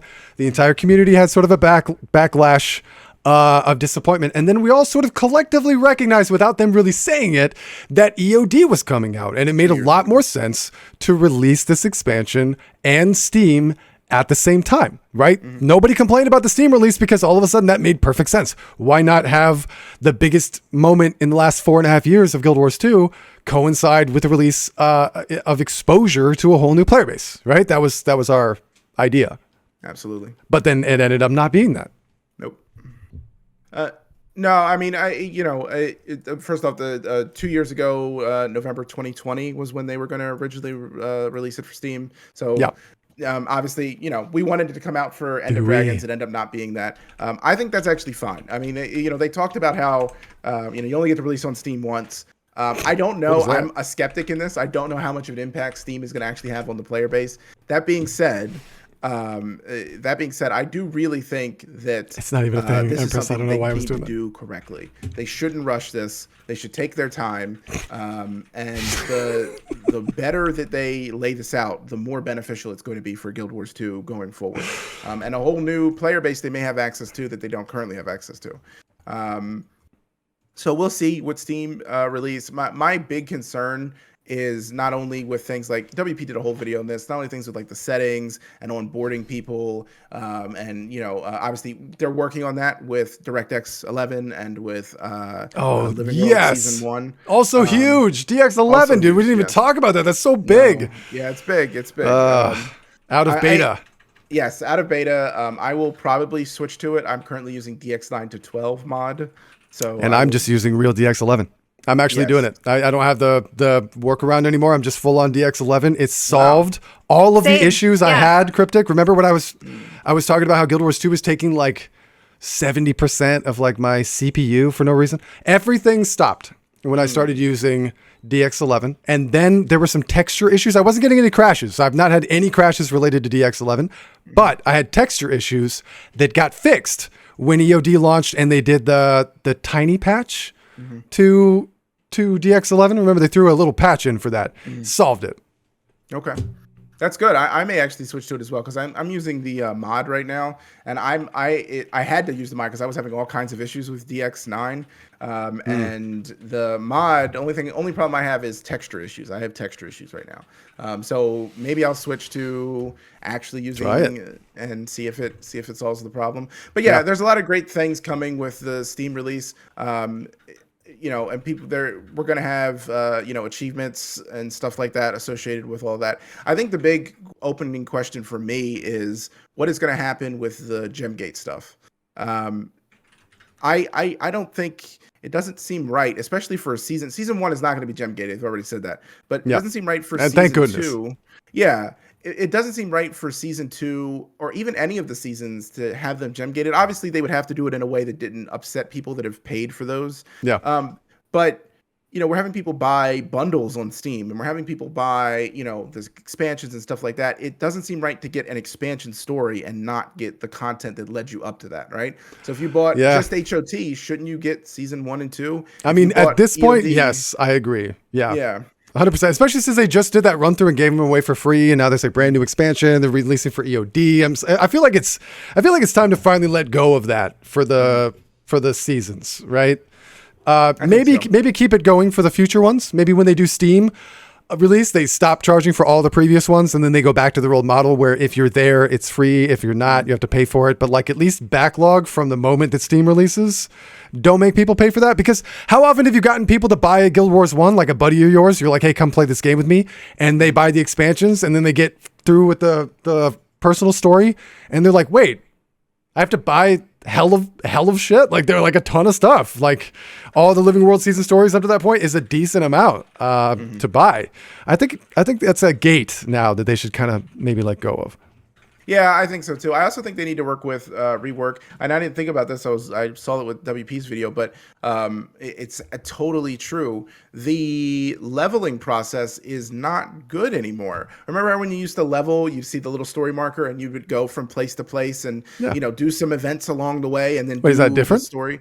No. Remember, they changed this years ago. It was a small little change in a Living World update where now you are level gated before you can do the story. So you do the story for a bit, and then you're locked out, and you literally have to grind basically in order to get to a level to do the story. That feels terrible, and I didn't really think about it because obviously we just skip levels now. We don't do any of that. We just power level. Well, because we have thousands of tomes of knowledge. But thousands of them. Royal was going through that. He was leveling, and then all of a sudden he couldn't do any more story, and he literally said the words. I didn't even think about it until I was watching the WP video. He literally said the words, "Oh, so I guess I have to go grind somewhere now." And I was like, "Grind? No. And it's interesting that you're saying this, because there was a line of text in the update from ArenaNet when they were talking about polishing the new player experience that they brought up. They did it vaguely. They didn't say what changes, but they said a while ago we tried to make some changes that would help the new player experience.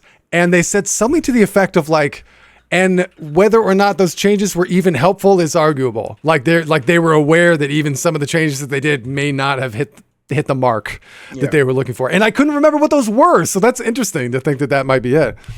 Yeah, I hope so. I hope that gets changed, because I mean, you shouldn't be, if somebody is doing story that's above their level, then that's fine, right? Like if they fail at it, then they know they have to go somewhere else and do something else. That was me. I did that. Exactly. But to gate it and to basically, I never in my entire time playing Guild Wars 2, never grinded for anything level wise. Like when I got to a part of the story, I just did that story and I just did events to, if I saw that it was too high of a level, I just did other things.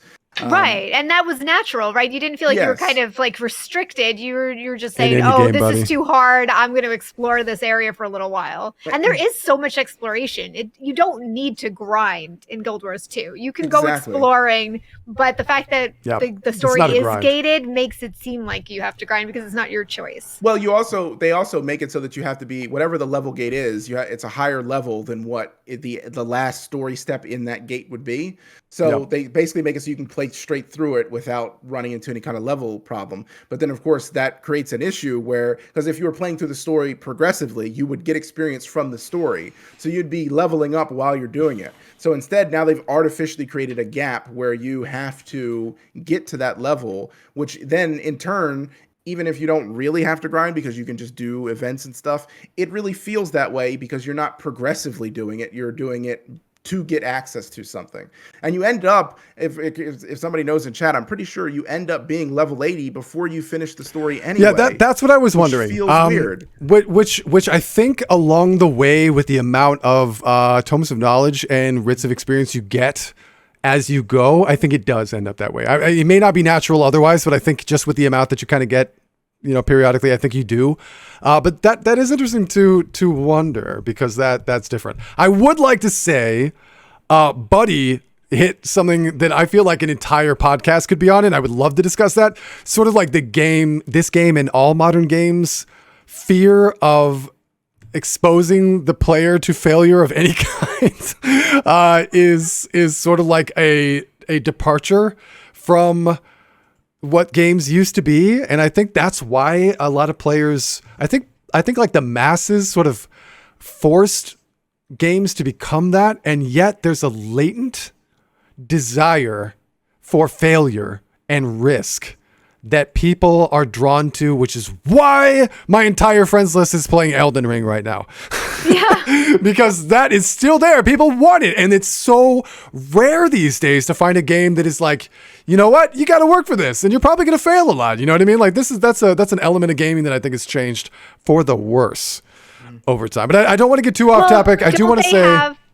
this is kind of going off topic with that, but what is it? Final Fantasy or Lost Ark or something where you have, if you do attempt an instance that's too hard, and then when you try again, there's like a pop-up and it says you can either the Echo. do it. That's Final Fantasy. Well, right. And you can either do it at like the normal level or you can do it at an easier level. So it's like kind of your choice. So if somebody's really stuck and they don't have to deal with it, they can do it at a lower difficulty level. I thought that was actually a really good way to kind of give both sides what they want.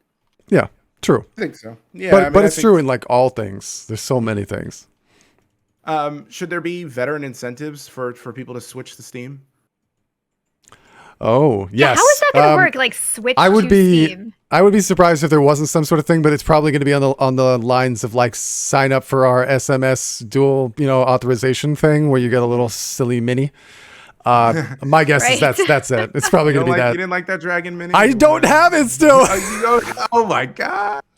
Every time I log into Guild Wars 2 for the last 9 years, it's tried to get me to do that, and I haven't done it yet. Maybe that's why I'm not a net partner.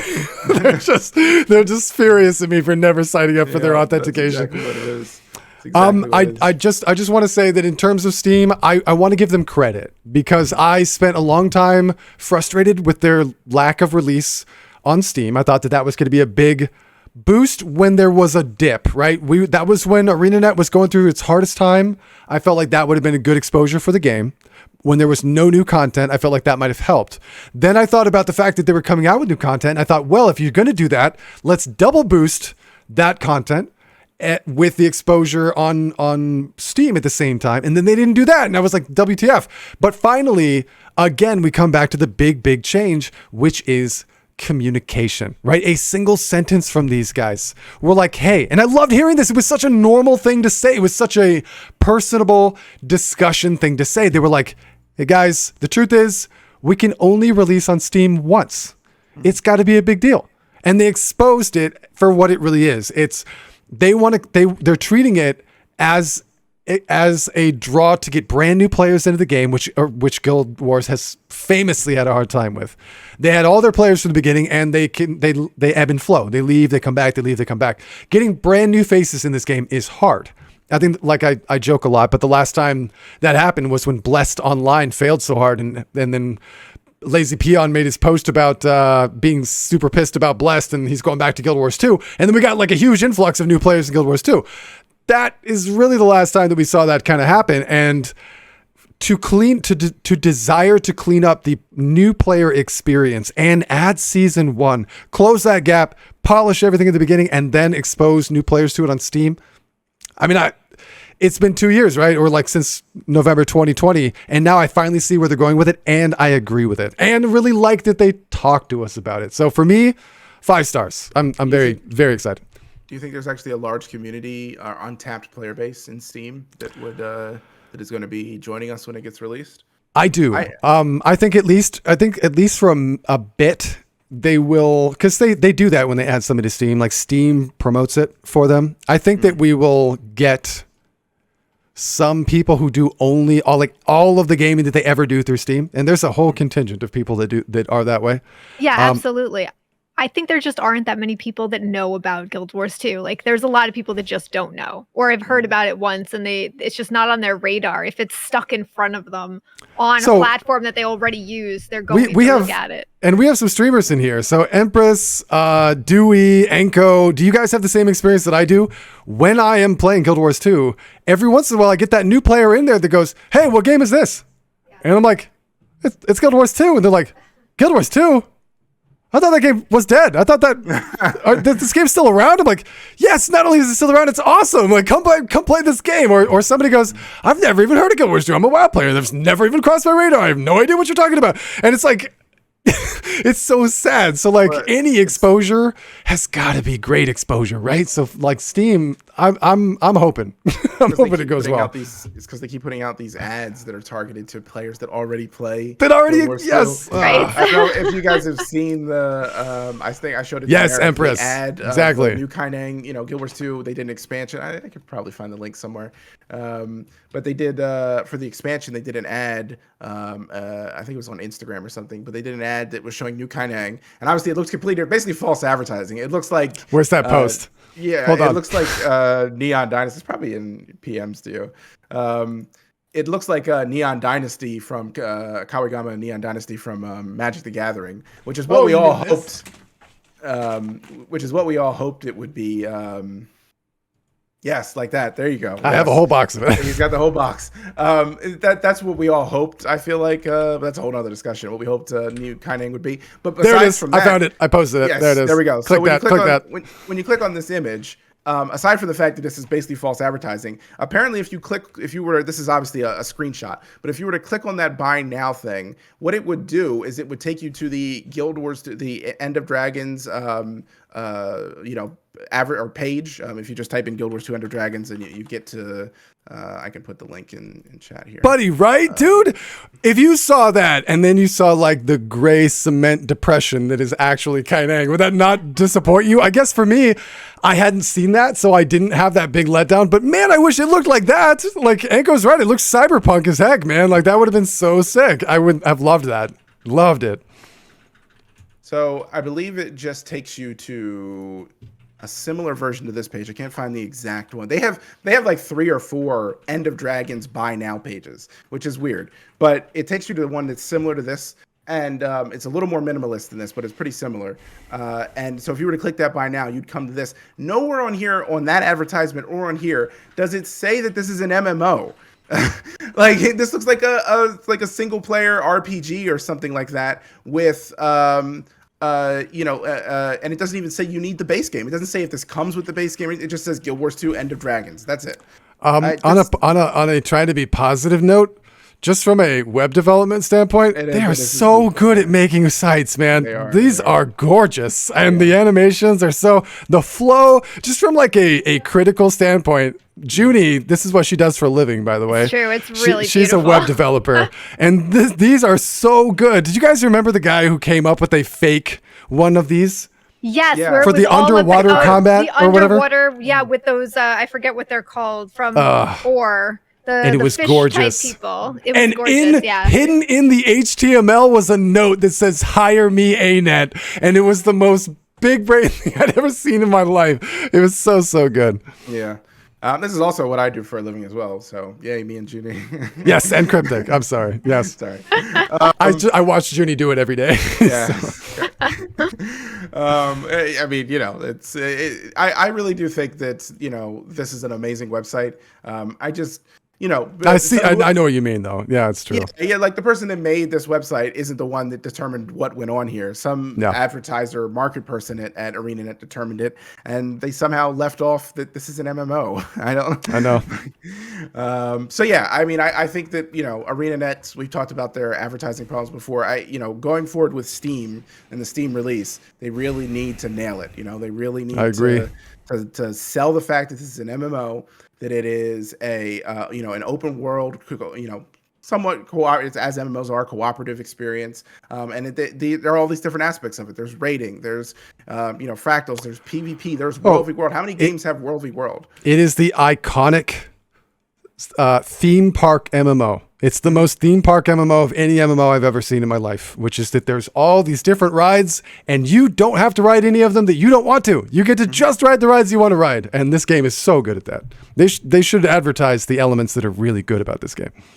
And I think along that vein, they also need to add more for guild stuff, right? Like I feel like there isn't enough. There are things for guilds to do, but there isn't enough like content for guilds. You know what I mean? Like it is guilds right now are very much make your own adventure kind of thing. No GVG, and really the only thing that you do initially is pool resources together for your guild hall and capture the guild hall in the first place. Although I have to say, capturing the guild hall was freaking fun. That was my favorite capture of any capture I've ever seen. Well, they changed it, right? Like it is much different now. It always used to be in old guild hall captures where you had to have a certain amount of people and you had to go to different locations. But this time you got to stay all together and just kind of move as a group, as a guild. And I think it was a lot more fun than the old ones used to be. Yeah. And they were like strike missions, dude. They were like strikes. It was weird. It was a guild strike. They were. I think I had a lot of fun capturing. Me and Phoenix captured one. I had a lot of fun. I will say that it is funny. You can tell the mechanics were designed for like 10 plus people. Because me and her just did it, and like I kept getting the same mechanic on me like 20 times in a row. It was the one where the guy like puts like a laser on you and he's like firing his right, and I never even got to hit the boss. I was just running around the whole time like We had what did we have, like 15, 20 people, something like that. That's the sweet spot. That's it was perfect, man. It was so much fun. I mean, that's what it's designed for. We were obviously doing something we shouldn't have been doing. SM Fox says, why the heck would they have guild content in Guild Wars 2? It's funny, if you go back in the history of, I don't know if Azure is still here, but my understanding is that the Guild Wars was like an event in the history of Tyria that was not even at the time of Guild Wars 1 and is probably one of the more minor events to ever happen in the history of the world of Tyria. So it's such a weird thing that they do that. Or they named it that. It's going to rename this game to Dragon Wars 2 Endless Dragons. Oh, God. Or the next expansion is called The Guild Wars, and then there's Guild Wars. Wouldn't that be exciting? That would be. Okay, guys, we have to wrap this up. We're 2.5 hours. We're an hour past what we usually hope for coffee break. It's so easy to keep going because there's so many things to talk about. World of Tyria Dragon Bash is doing. I'm down for that too. Thank you guys for coming. I really appreciate everyone tuning in for this. This is something that we do absolutely every single week. So if you guys enjoyed the discussion, hopefully you'll join us next time. Like I said, it's reliable. We talk usually about all MMOs and sort of like compare and contrast, discuss, but there's so much going on in Guild Wars 2 that we're just kind of talking about Guild Wars 2 a lot and playing Guild Wars 2 a lot. Speaking of that, if you would like to join our guild, we do have a Guild Wars 2 guild. And if you come and join the Discord, we would love to have you. This is where we discuss the topics of Coffee Break beforehand. Everyone that's in the Discord knows what the topic is going to be. We sort of discuss it throughout the week. You can give your input and we add that to the spreadsheet. It affects the discussion topics that we have in chat. So we would love to have you guys join. Also, please stop by our Ko-Fi page. That is the best way to support the stream. It really is very helpful. And there are a lot of diabolical things that Junie has made in those tiers. Even if you have no interest in subscribing, please go check out the tiers. You will laugh out loud. I promise. They're evil. Hopefully Cryptic will start streaming sometime soon. Cryptic? Yeah. Sometime soon. Yes. The enthusiasm was solid. It's just amazing. Yeah. Let's go. Yes, I totally am. In fact, I'm going to start streaming right now. I'm going to go. You can raid me. I also want to give a shout out to Phoenix, our ghostwriter, who helps us stay organized in the topic discussion. It's very nice. And let me switch to this screen. Actually, let's start the raid. Don't go anywhere, please, guys, because we're gonna go and do something crazy. I'm gonna raid my barber. Wait, just today. Oh, what? Mustache. I thought we were getting a mustache. What mustache? I don't know what you're talking about. No, okay. No, there's no mustache. Okay.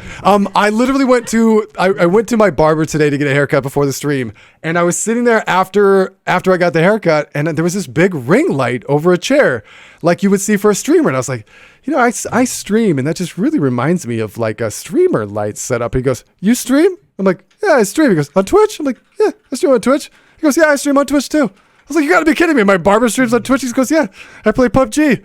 And I was like, "I'll follow him." He's like, "I'll follow you."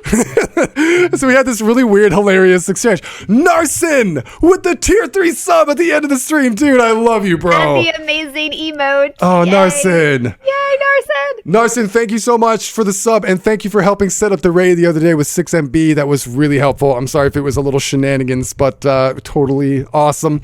So my barber, actually, we exchanged follows just 3 hours ago, and he hopped in the chat earlier just before he started his stream. So we're going to go raid him, and it's going to be hilarious. So please drop my barber a follow. Maybe he'll give me an extra sweet haircut next time. You never know. I know he's playing PUBG, but, go show some love. Let's end with the end stream. You can see the big Merrick TV. I want to thank everyone again for hanging out. We really appreciate you guys. It means a lot to the community. I hope you will be a part of it going forward. I want to thank our Ko-Fi supporters, No Point Origin, Maddox, Plays Edgy Badly, Art in Fact, Dalindra, Zhang, and of course, Andy Sean, who's responsible for so much of the quality we have on stream. You guys are amazing, beautiful human beings. Let's go raid Perfect ZTV. Perfect ZTV.